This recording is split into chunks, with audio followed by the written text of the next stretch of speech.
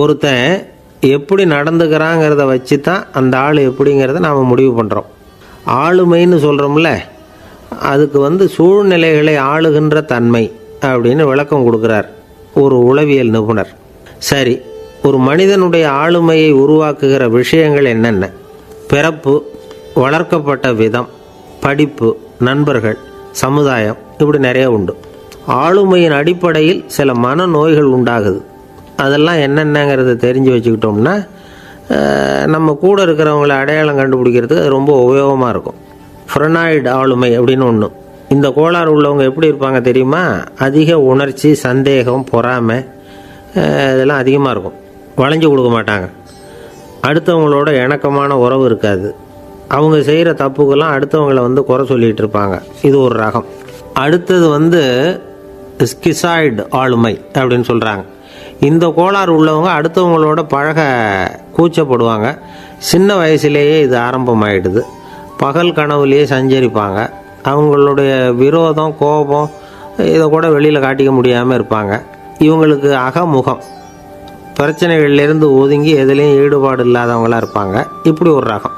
அடுத்தது சைக்ளோதமிக் ஆளுமை அப்படின்னு சொல்கிறாங்க. அது என்னென்னா, உணர்ச்சிகளில் ஏற்றத்தாழ்வு அதிகமாக இருக்குமா.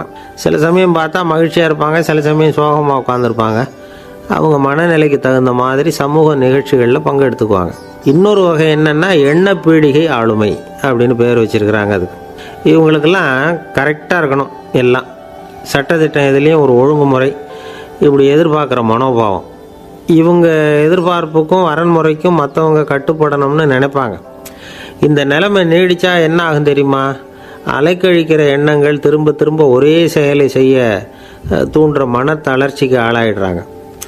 அடுத்தது ஹிஸ்டீரியா ஆளுமை. சின்ன விஷயத்தையெல்லாம் பெருசுப்படுத்தி நாடகமாக்குற நடிகர்கள் இவங்க. உணர்ச்சி அதிகம் உள்ளவங்க. இவங்க மன எழுச்சியில் பக்குவமின்மை, குழந்தைத்தனம், முதிர்ச்சியின்மை எல்லாம் இருக்கும். தன்னலம் மிக்க குணம். பிறர் தன்னை மட்டுமே கவனிக்கணும்னு நினச்சி செயல்படுறது, இதெல்லாம் இவங்க அடையாளம். அடுத்த ரகம் எப்படின்னா வளர்ச்சியற்ற ஆளுமைன்னு சொல்கிறாங்க. அடுத்தவங்களோட இணங்கி போக முடியாதவங்க. அறிவு, மன எழுச்சி, சமூக உறவு இதில் எல்லாம் போதுமான வளர்ச்சியையும் நிறைவையும் பெற முடியாதவங்க. இவங்களால வாழ்க்கையில் முன்னேற முடியாது. பிச்சைக்காரங்க, குற்றவாளிகள், இவங்ககிட்டெல்லாம் இது மாதிரியான ஆளுமை அதிகமாக இருக்குமா. அடுத்தது என்னென்னா சோர்வுடைய ஆளுமை. எதுலேயும் உற்சாகம் இல்லாமல் சோர்ந்து போயிருப்பாங்க. அதுக்கெல்லாம் நமக்கு வலிமை இல்லைப்பா அப்படின்னு சொல்லிகிட்டு இருப்பாங்க. சின்ன விஷயங்களுக்கெல்லாம் அதிர்ச்சி அடையிறது. வாழ்வின் சுவையை அனுபவிக்க முடியாதவங்க. இன்னொரு ரகம் இது கொதித்தெழும் ஆளுமைங்கிறாங்க. எதுக்கு எடுத்தாலும் ஆத்திரம், குரோதம், வன் செயல் இதிலெல்லாம் ஈடுபாடு, இப்படி உள்ளவங்க. நத்தை வகை ஆளுமை அப்படின்னு ஒன்று. அடுத்தவங்க மேலே விரோதம் இருக்கும், அடிக்கணுங்கிற எண்ணம் இருக்கும். ஆனால் அதை அப்படியே வெளியில் காட்டாமல் அதே சமயம் அமைதியான முறையில் வெறுப்பை வெளிக்காட்டுற ரகம். இவங்கெல்லாம் பேசாமல் கம்முன்னு இருந்துக்கிட்டே நினச்சதை நிறைவேற்றிக்கிடுவாங்க. முன்ஜாக்கிரதை ஆளுமை அப்படின்னு ஒரு ரகமாக. பாதுகாப்பின்மை, சந்தேகம், முழுமையின்மை, அறவேக்காட்டுத்தனம் இந்த மனப்போக்கு அதிகமாக இருக்கிறதுனால அகம்பாவம், புடிவாதம், எச்சரிக்கை எல்லாம் அளவுக்கு மீறி இருக்கும். இதுவரைக்கும் நாம் பேசிக்கிட்டு இருந்த ஆளுமை பண்புகள் அளவுக்கு அதிகமாக போயிட்டுதுன்னா ஆளுமை கோளாறுகள் ஏற்படும். அதன் அடிப்படையில் மனவியாதிகள் வருமா. அதனால் இணக்கமான, எல்லாரும் விரும்புகிற இயல்பான ஆளுமையை பெறுவதற்கு நாம் முயற்சி செய்யணும் அப்படிங்கிறது மனோதத்துவ நிபுணர்களுடைய ஆலோசனை. ஒருத்தர் ஒரு மனோதத்துவ டாக்டரை தேடிட்டு வந்தாராம். டாக்டர், எனக்கு மனசில் ஏதோ வியாதி, ஆளுமை கோளாறு, அதாவது எனக்கு சீக்கிரமாக செத்து போனால் தேவையில்லைன்னு தோணுது அப்படின்னாராம். உடனே அந்த டாக்டர், சரி அப்படின்னா இங்கே இருங்க, நான் வைத்தியம் பார்க்குறேன் அப்படின்னாராம். ஆஃபீஸை முடிஞ்சு வீட்டுக்கு போகிற சமயத்தில் ஒருத்தர் கடைக்கு போய் ஸ்வீட் வாங்கினார். சரி, வீட்டுக்கு பிள்ளைங்களுக்கு தான் வாங்கிட்டு போகிறார் அப்படின்னு மற்றவங்க நினச்சாங்க. அவர் அப்படி செய்யலை. அந்த இடத்துலையே பொட்டலத்தை பிரித்தார். திருட மாதிரி அப்படியே சுற்றி ஒரு தரம் பார்த்துக்கிட்டார். யாரும் தெரிஞ்சவங்க இல்லைங்கிறத முடிவு பண்ணிவிட்டு அவசரமாக அதை அப்படியே போட்டு முழுகிவிட்டு கையை தொடச்சிக்கிட்டு நல்ல பிள்ளை மாதிரி நடந்து போக ஆரம்பிச்சிட்டார். அவர் யாருன்னா, அவரோட பிரச்சனை எல்லாருக்கும் தெரியாது, சில பேருக்கு தான் தெரியும். அதாவது அவர் உடம்பில் சர்க்கரை இருக்குதுன்னு டாக்டர் சொல்லிவிட்டாராம். அதனால் வீட்டில் சர்க்கரையே இவர் கண்ணில் காட்டுறதில்ல. அதனால் இவர் யார் கண்ணிலையும் படாமல் இப்படிப்பட்ட வேலைகள்லாம் செய்கிறது வழக்கம். யாருக்கும் தெரியாமல் இப்படி ஸ்வீட்டை வாங்கி சாப்பிட்டுட்டு அவர் பாட்டுக்கு போயிடுறது. இப்படிப்பட்டவங்களுக்கெல்லாம் கொஞ்சம் ஆறுதலான தகவல் இன்றைக்கி. அது என்னென்னா, நாம் சாப்பிட்ற சர்க்கரைக்கும் நம்ம உடம்புல உள்ள சில கோளாறுகளுக்கும் அப்படி என்ன தான் சம்மந்தம் இருக்குது? இதை பற்றி சமீபத்தில் சில ஆராய்ச்சிகள்லாம் நடந்திருக்குது.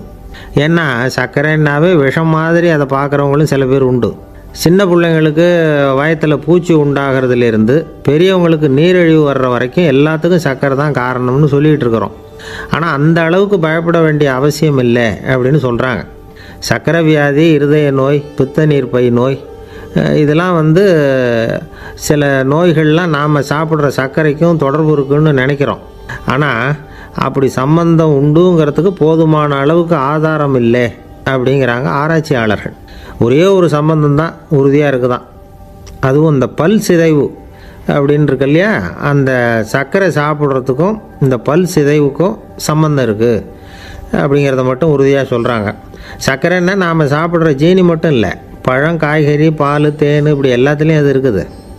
கேரட்டு கொடுக்குற சத்தில் 88% சர்க்கரை, ஆப்பிள் கொடுக்குற சக்தியில் 95% சர்க்கரை. இது ஜீனி சர்க்கரை, இது ஆப்பிள் சர்க்கரை அப்படிங்கிற வித்தியாசம்லாம் உடம்புக்கு கிடையாது. ரெண்டுமே உடனடியாக சக்தி கொடுக்குது. ஒரு ஸ்பூன் சர்க்கரையில் 16 கலோரி தான் சத்து இருக்குது. அதிகமாக சர்க்கரை சாப்பிட்டா நீரிழிவு வந்துருங்கிறது தப்பான ஒரு அபிப்பிராயம். டயபெட்டிஸுங்கிறது ஒரு மெட்டபாலிக் டிஸார்டர், அவ்வளவுதான். அதாவது நாம் சாப்பிட்ற சர்க்கரையை நம்ம உடம்பு திறமையாக உபயோகப்படுத்திக்க முடியல அப்படின்னு அர்த்தம். அதனால தான் அதிகமாக இனிப்பு வேணாம்னு சொல்கிறோம். ஏற்கனவே உடம்பால் முடியாத ஒன்றை மறுபடியும் அது தலையில் சுமத்தி அதிகமாக வேலை வாங்க வேணாமே அப்படிங்கிறதுக்காக தான்.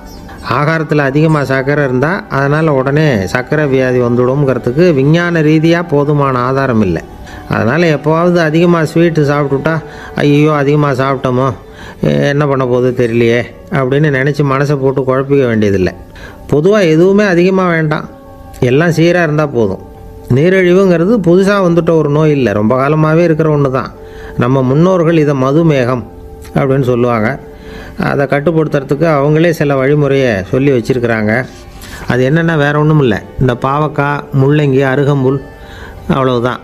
வெள்ளை முள்ளங்கி இருக்குல்ல, அதை வாரத்துக்கு 3 நாள் சாப்பிட்டுக்கிட்டு வாங்க. நூலுக்கோல் ரொம்ப நல்லது. இல்லைன்னா முள்ளங்கி சாறு 1 ounce சாப்பிட்டுட்டு வரலாம். ரத்தத்தில் சேர்கிற சர்க்கரை அளவு இதெல்லாம் கட்டுப்படுத்துது. சிறுநீரில் காணப்படுகிற சர்க்கரை அளவையும் சமநிலைப்படுத்துது. தினமும் ஆகாரத்தில் கோதுமை, கேழ்வரகு, வெந்தயம், கருவேப்பிலை, சோயாபீன்ஸ் எது கிடைக்குதோ சேர்த்துக்கலாம். இப்படிலாம் செஞ்சுக்கிட்டு வந்தால் அப்புறம் வீட்டுக்கு தெரியாமல் கடையில் போய் நின்றுக்கிட்டு ஸ்வீட் வாங்கி திருட்டுத்தனமாக சாப்பிட வேண்டிய அவசியமே உங்களுக்கு வராது. 2 ஆசாமிகள் கடற்கரையில் உட்காந்து சாவகாசமாக பேசிக்கிட்டு இருந்தாங்களாம். ஒருத்தர் சொன்னார், இன்னொருத்தருக்கு தெரியாமல் ஸ்வீட்டு சாப்பிட்றதே எப்பவும் இடைஞ்சல் தான் சார். நேற்றுக்கு பாருங்கள், அப்படி தான் சாப்பிட்டுக்கிட்டு இருந்தேன், வீட்டுக்காரி கண்ணில் போட்டுவிட்டுது, அதுக்கப்புறம் ஒரே ரகலையாக போச்சு அப்படின்னாராம். எனக்கு கூட அப்படி தான் சார் ஆகிட்டுது, ஒரே ரகலை அப்படின்னாராம் இன்னொருத்தர்.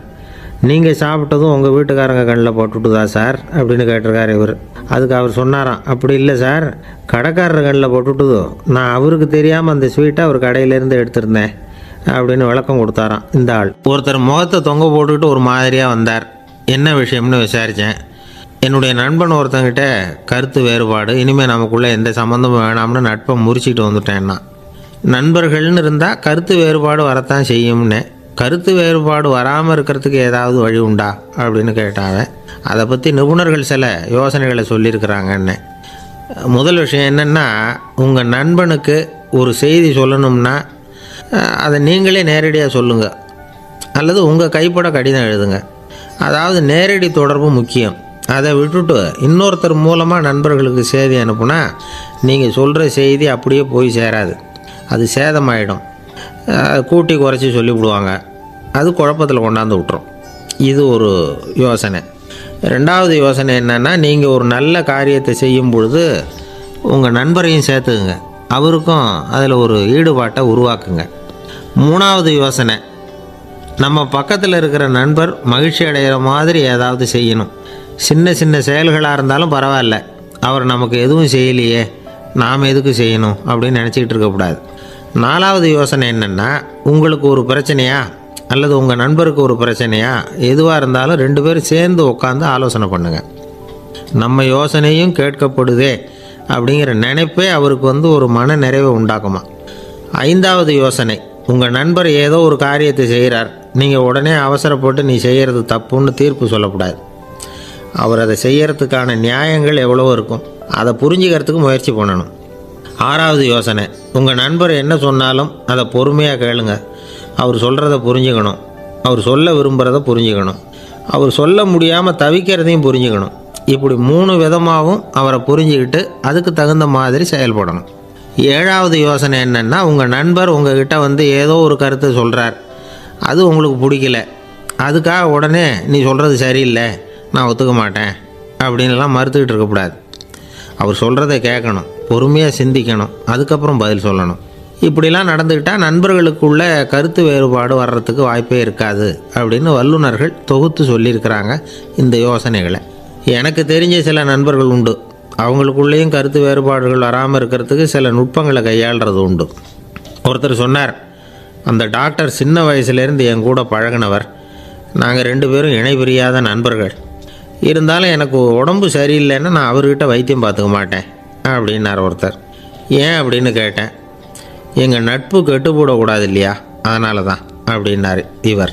ஒரு மனுஷனுக்கு 3 விதத்தில் கர்வம் உண்டாகிறதுக்கு வாய்ப்பு உண்டு. பணம், பதவி, புகழ். பணம் அதிகமாக வந்தால் கர்வம் வரலாம், பதவி பெருசாக வந்துட்டுதுன்னா கர்வம் வரலாம், புகழ் அதிகமாக போனாலும் கர்வம் வரலாம். இந்த 3 வகையான கர்வத்துக்கும் இடம் கொடுக்காமல் இருக்கிறாங்க பாருங்கள், அவங்க தான் சிறந்த மனிதர்கள். ஒரு பெரிய பொறுப்பில் இருக்கிறவங்களுக்கு கர்வம் வந்துடக்கூடாது. அப்படி வந்துட்டுதுன்னா அது எல்லாருக்கும் இடைஞ்சல். ஒரு ராஜா இருந்தார். அவர் ஒரு நாள் தன்னுடைய தலைநகரத்தை சுற்றி வந்துக்கிட்டு இருந்தார். ஒரு இடத்துல ஒரு அழகான நிலத்தை பார்த்தார்.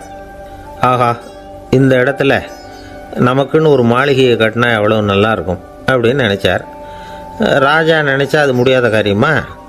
சரி, இந்த நிலம் யாருக்கு சொந்தம்னு விசாரிங்க அப்படின்னார் பக்கத்தில் இருந்தவங்கக்கிட்ட. அவங்கெல்லாம் ஓடி போய் விசாரித்தாங்க. அந்த இடம் வந்து ஒரு வயசான கிழவிக்கு சொந்தம், வயசான அம்மாவுக்கு சொந்தமாக. அந்த அம்மா தான் அதில் ஒரு குடிசையை போட்டு குடியிருந்துகிட்டு இருக்கிறாங்க. சரி, அந்த நிலத்துக்கு வந்து ஒரு விலையை நிர்ணயம் பண்ணி அதை அந்த வயசான அம்மாக்கிட்ட கொடுத்துருங்கோ அப்படின்னு உத்தரவு போட்டார் ராஜா. ஆனால் அந்த அம்மா, இது எங்கள் பூர்வீக இடம், இதை விற்க மாட்டேன் அப்படின்னு சொல்லிவிட்டுது. சரி, 2 பங்கு விலை கொடுக்குறோம்னு சொல்லி பாருங்க அப்படின்னாங்க. அப்படியே சொன்னாங்க அரண்மனை ஆட்கள். அதுக்கும் சம்மதிக்கலை அந்த அம்மா. இதை கேள்விப்பட்டதும் ராஜாவுக்கு கோபம் வந்துட்டுது. தன்னுடைய ஆளுங்களை கூப்பிட்டார். போய் அந்த குடிசையை பிரித்து எறிங்க, காசெல்லாம் ஒன்றும் கொடுக்காதீங்க அப்படின்னு கத்தினார். அவ்வளோதான். அடுத்த நிமிஷம் அரண்மனை ஆசாமிகள் போனாங்க, குடிசையை பிரித்து எரிஞ்சாங்க. அந்த வயசான அம்மா இருக்குது, அதுவும் அந்த இடத்த விட்டு துரத்தி விட்டாங்க. அந்த இடத்துல ஒரு அரச மாளிகையை கட்டி முடிச்சிட்டாங்க. அந்த வயசான அம்மா பாவம், ராஜாவே இப்படி பண்ணால் யார்கிட்ட போய் முறையிட முடியும்? ஒரு ஞானி இருந்தார், அவர்கிட்ட போய் சொன்னாங்க. அவர் இவங்க சொன்னதை கேட்டு மனசில் வச்சுக்கிட்டார். ஒரு நாள் அந்த ராஜாவே இந்த ஞானியை கூப்பிட்டார். புதுசாக ஒரு மாளிகை கட்டியிருக்கிறேன், வந்து பாருங்கன்னு. சரின்னு சொல்லி இந்த பெரியவர் ஒரு நாள் அந்த மாளிகைக்கு போனார். சும்மா போகல, ஒரு கழுதையையும் ஓட்டிகிட்டு போனார். கொஞ்சம் சாக்குகள், வெத்து சாக்கு, அதையும் எடுத்து கழுதை முதுகில் போட்டு கழுதையை ஓட்டிகிட்டு போகிறார். ராஜா பார்த்தார். அவருக்கு இது ஆச்சரியமாக இருந்தது. என்ன இது, மாளிகைக்கு வந்துட்டு போங்கன்னு கூப்பிட்டா கழுதை சாக்கு இதெல்லாம் கொண்டு வராரு, ஒன்றும் புரியலையேன்னு நினச்சார். எதுக்காக இதெல்லாம்னு கேட்டார். அரசருடைய தோட்டத்திலேருந்து கொஞ்சம் மண் எடுத்துகிட்டு போகிறதுக்கு ஆசைப்பட்றேன், அதுக்கு நீங்கள் அனுமதி கொடுக்கணும் அப்படின்னாரு இவர். இது என்ன வேடிக்கையான கோரிக்கையாக இருக்குது அப்படின்னு நினச்சார் ராஜா. இருந்தாலும் மண் தானே கேட்குறாரு, எடுத்துகிட்டு போகட்டுமே அப்படின்னு நினச்சார். சரி, நான் அனுமதி கொடுத்தார். அந்த பெரியவர் தோட்டத்துக்கு போனார், மண்ணை வெட்டினார், சாக்கில் போட்டு நிரப்புனார். ராஜாவை கொஞ்சம் கிட்ட வாங்கன்னு கூப்பிட்டார். இந்த மண் மூட்டையை தூக்கி கழுதையோட முதுகில் வைக்கணும், கொஞ்சம் உதவி பண்ணுங்கன்னார். ஓ, பண்ணுறேனே அப்படின்னு சொல்லி ராஜா கிட்ட போனார். மூட்டையை தூக்கி பார்க்குறாரு, முடியல, திணறி போயிட்டார். இப்போ அந்த ஞானி பேசினாராம். அரசே, இந்த ஒரு சாக்கு மண்ணையே உங்களால் தூக்க முடியல, அந்த கிழவிகிட்ட இருந்து அந்த அக்கிரமமாக அபகரித்த இந்த தோட்டம் பூராவையும் சுமக்கணும்னு ஆசைப்படுறீங்களே, அது உங்களால் முடியுமா அப்படின்னு கேட்டாராம். ராஜா யோசனை பண்ண ஆரம்பித்தார். தன்னுடைய செயலுக்காக வருத்தப்பட்டாராம். அந்த வயசான அம்மாவை உடனடியாக வரவழைச்சார். தாயே, தப்பு பண்ணிட்டேன், என்னை மன்னிச்சுக்குங்க, இன்னையிலேருந்து இந்த மாளிகையும் தோட்டமும் உங்களுக்கு தான் சொந்தம் அப்படின்னு சொல்லிவிட்டாராம். போகிறப்ப இந்த உலகத்திலேருந்து எண்ணத்தை எடுத்துகிட்டு போக போகிறோம், அதனால் ரொம்பவும் அலட்டிக்க வேண்டியதில்லை, கர்வப்பட வேண்டியதில்லை, அப்படிங்கிறது ஒரு பெரிய உபதேசம். ஒரு பெரிய மனுஷன் சாக கிடந்தார், ரொம்பவும் அழுதார். ஏன் அழறீங்க அப்படின்னு கேட்டாங்க சுற்றி இருந்தவங்க. நான் சாகிறதுக்காக கவலைப்படலை, நான் நம்ம ஜனங்களுக்காக எவ்வளவோ காரியம்லாம் செஞ்சுக்கிட்டு வந்தேன். நான் செஞ்சுக்கிட்டு வந்த சேவையை இனிமேல் யார் செய்ய போகிறாங்க, அது யாரால முடியும், அதை நினச்சி தான் அழறேன் அப்படின்னாராம்.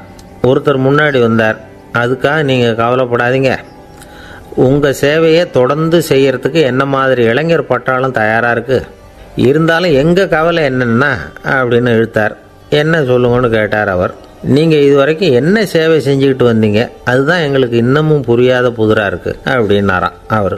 இந்த காலத்து புள்ள ஒருத்தன் தன்னோட அப்பாவை பார்த்து சொன்னான், அப்பா நான் உனக்கு உதவி செய்யலாம்னு நினைக்கிறேன், என்ன உதவி செய்யணும்னு சொல்லு அப்படின்னா.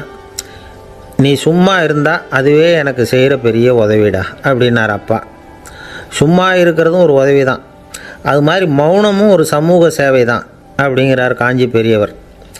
நமக்கு 5 புலன்கள் இருக்குது, மெய், வாய், கண், மூக்கு, செவி. இந்த 5லேயும் அதிகப்படியான வேலை எதுக்குன்னு நினைக்கிறீங்க? வாய்க்கு தான். ஏன்னா அதுக்கு 2 வேலை. இப்போ கண்ணுக்கு பார்க்குறது மட்டும்தான் வேலை, காதுக்கு கேட்குறது மட்டும்தான் வேலை, மூக்குக்கு வாசனை அறியறது தான் வேலை, உடம்புக்கு உணர்றது மட்டும்தான் வேலை. ஆனால் வாய் அப்படி இல்லை, அதுக்கு 2 வேலை. சாப்பிட்றதும் அதுதான், பேசுகிறதும் அதுதான். அதாவது வாய் ஒன்று தான் கர்மேந்திரியமாகவும் இருக்குது, ஞானேந்திரியமாகவும் இருக்குது அப்படின்னு சொல்லுவாங்க. சாப்பாட்டில் உட்காந்தா எந்தெந்த ஆகாரம் என்னென்ன ருசின்னு அறிவிக்கிற வேலையும் செய்யுது. சபையில் உட்காந்தா பாடுறது, பேசுறது, சிரிக்கிறது, இது மாதிரியான வேலையும் செய்யுது. இன்னொரு வித்தியாசம், கண்ணு, காது, மூக்கெல்லாம் ஸ்ட்ரெயின் பண்ணிக்கிட்டு வேலை செய்கிறதில்ல. ஒரு ரோஜா பூ பார்த்தா உடனே மூக்கு அப்படியும் இப்படியும் அசைய ஆரம்பிக்கிறதில்ல. ஒரு சங்கீதத்தை கேட்ட உடனே காது ஆட ஆரம்பிக்காது. ஆனால் வாய் அப்படி இல்லை, அது பேசினாலும் சரி சாப்பிட்டாலும் சரி அசைஞ்சு தான் ஆகணும். ஆக மற்றதை விட வாய்க்கு வேலை ஜாஸ்தின்னு தெரியுது. சாப்பிட்றது, பேசுறது அப்படின்னு 2 காரியம் அதுக்கு. இப்படி 2 காரியம் இருக்கிறதுனால அது 2ஐயும் பாதியாக குறைச்சிக்கணுங்கிறது கடவுள் அபிப்பிராயமாக இருக்கணும் அப்படிங்கிறார் காஞ்சி பெரியவர். ஆனால் இப்போ நாம் அப்படியே நடந்துக்கிறோம், அதுக்கு நேர்மாறாக நடந்துக்கிறோம். நாம் சாப்பிட்றதும் அதிகம், பேசுகிறதும் அதிகம், 2 வேலையையும் தேவைக்கு அதிகமாகவே செய்கிறோம். வாய் தான் ரொம்ப ஓவர் ஒர்க்குடு. அதுக்கு ஓய்வு கொடுத்தா உடம்பும் நல்லாயிருக்கும், உலகமும் நல்லாயிருக்கும். மௌன விரதம் இருக்கிறதெல்லாம் எதுக்காக நினைக்கிறீங்க? இதுக்காக தான். இந்த காலத்தில் மௌனமாக இருக்கிறவங்கெல்லாம் மகத்தான தொண்டு செய்கிறாங்க அப்படின்னு தான் சொல்லணும். சத்தம் அதிகமாக போய் தான் சவுண்டு பொல்யூஷன் வருது. அது மட்டும் இல்லை, மௌனமாக இருந்தால் சண்டை சச்சரவே வராது. மௌனம் கலக நாஸ்தி. ஆக இதுவும் ஒரு சமூக சேவை தான். நமக்கு தான் வாய் இருக்குதுங்கிறதுக்காக வசமாக சாப்பிட்றதும் தப்பு, வளவளன்னு பேசுகிறதும் தப்பு. ஒரு கருத்தை சொல்கிறதுக்கு ஒரே ஒரு சொல்லு போதும் அப்படின்னு இருக்கும்பொழுது 2 சொற்களை செலவு பண்ணாதே. எவ்வளவு சொன்னாலும் அதனால் ஒரு பயனும் விளையாது அப்படின்னு தெரிய வருமேயானால் அந்த ஒரு சொல்லையும் விரயம் பண்ணாதே அப்படிங்கிறார் ஒரு அறிஞர். எல்லா குணங்கள்லேயும் மௌனம்தான் சிறந்தது அப்படிங்கிறார் ஒருத்தர். மௌனமாக இருக்கிறது மூலமாக மற்றவர்கள் குறைகளை நம்மளால் தெரிஞ்சிக்க முடியும். அதே சமயத்தில் நம்மக்கிட்ட இருக்கிற குறைகளை மற்றவங்களுக்கு தெரியாமல் மறைச்சிக்கவும் முடியுங்கிறார் அவர். உண்மைதானே? ஒரு பெரிய மேடை பேச்சாளர், பொது வாழ்க்கையில் 25 வருஷ காலமாக ஈடுபட்டிருக்கிறவர்.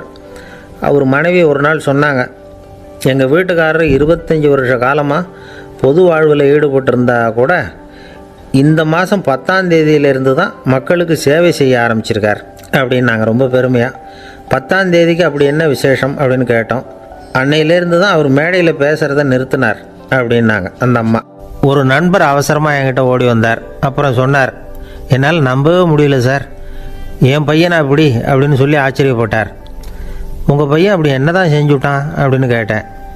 என்னால் முடியாத ஒரு காரியத்தை அவன் செஞ்சுட்டான் சார் அப்படின்னார். அது என்னன்னு தான் சொல்லுங்களேன். என்ன 5ஆவது வகுப்பில் அவன் ஒரே தடவையில் தேறிட்டான் சார், அதாவது ஒரே அட்டம்ப்டில் பாஸ் ஆகிருக்கான் அப்படின்னார் மூச்சு வாங்க. கஷ்டப்பட்டு பரீட்சை எழுதுனது அவன், இவருக்கு ஏன் மூச்சு வாங்குது? நம்மால் செய்ய முடியாத ஒரு காரியத்தை இன்னொருத்தர் செய்யும் பொழுது அது நமக்கு ஆச்சரியமாக இருக்குது. சர்க்கஸ் பார்க்குறோம், ஒருத்தர் அந்த இடத்துல தொங்குறார், அது நமக்கு ஆச்சரியம். ஏன்னா அது நம்மால் முடியாத காரியம். நம்மால் முடியாத ஒன்றை அடுத்தவர் எளிதாக செய்யும் பொழுது நாம் மருள்வது இயற்கை. இதை தான் தொல்காப்பியம் மருட்கை அப்படின்னு சொல்லுது. இந்த வியப்பு இருக்குதே, இது 4 வகையில் ஏற்படுறதாக தொல்காப்பியம் சொல்லுது. அது என்ன 4 வகை? முதல் வகை எப்படின்னா புதுமையான அரிய செயல்களை செய்கிறது. ரெண்டாவது வகை என்னென்னா பெரும் செயல்களை செய்கிறது. மூணாவது வகை என்னென்னா மிக நுட்பமான செயல்களை செய்கிறது. நாலாவது வகை என்னென்னா ஆக்கம் தரும் செயல்களை செய்கிறது.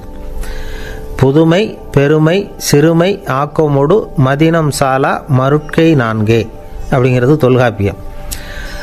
இன்றைக்கி விஞ்ஞானம் புதுசு புதுசாக எதையோ கண்டுபிடிக்குது.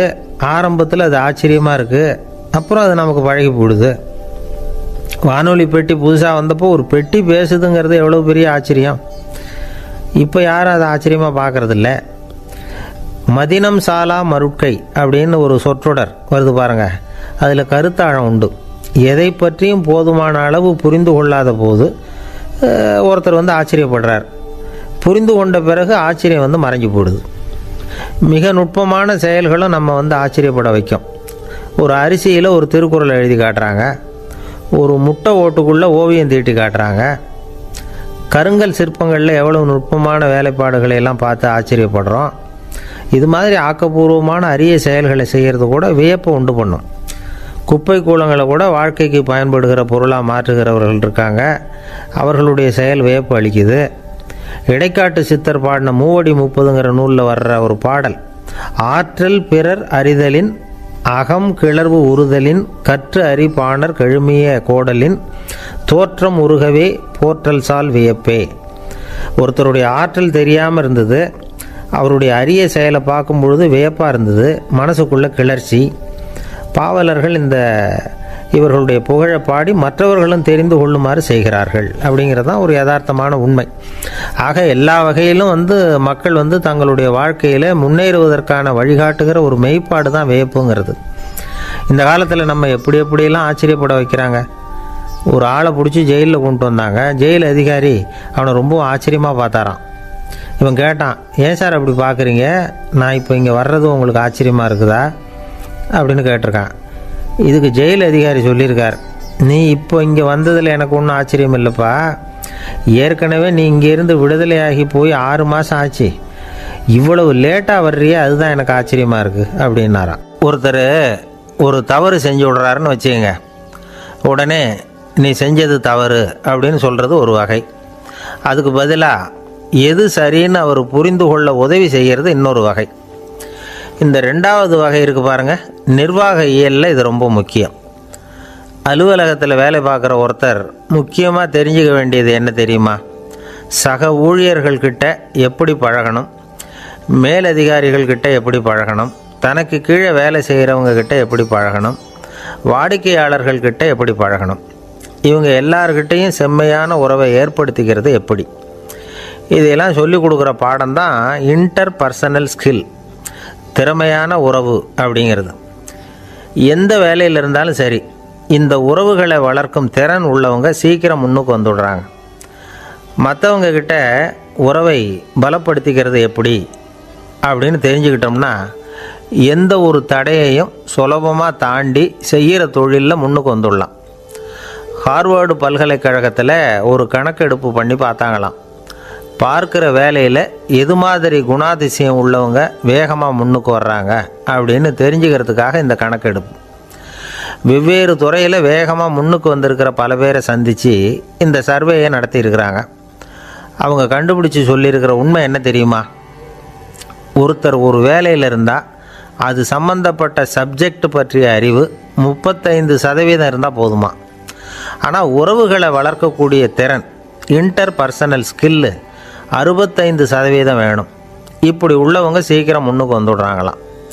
அதனால் ஒருத்தருக்கு வேலை சரியாக புரியலைன்னா கூட விவரமாக மற்றவங்கக்கிட்ட பழகிறது எப்படின்னு புரிஞ்சால் போதும், அவர் முன்னுக்கு வந்துடலாம். அலுவலகங்களில் மட்டும் இல்லை, எல்லா இடங்கள்லையும் இது ரொம்ப முக்கியம்.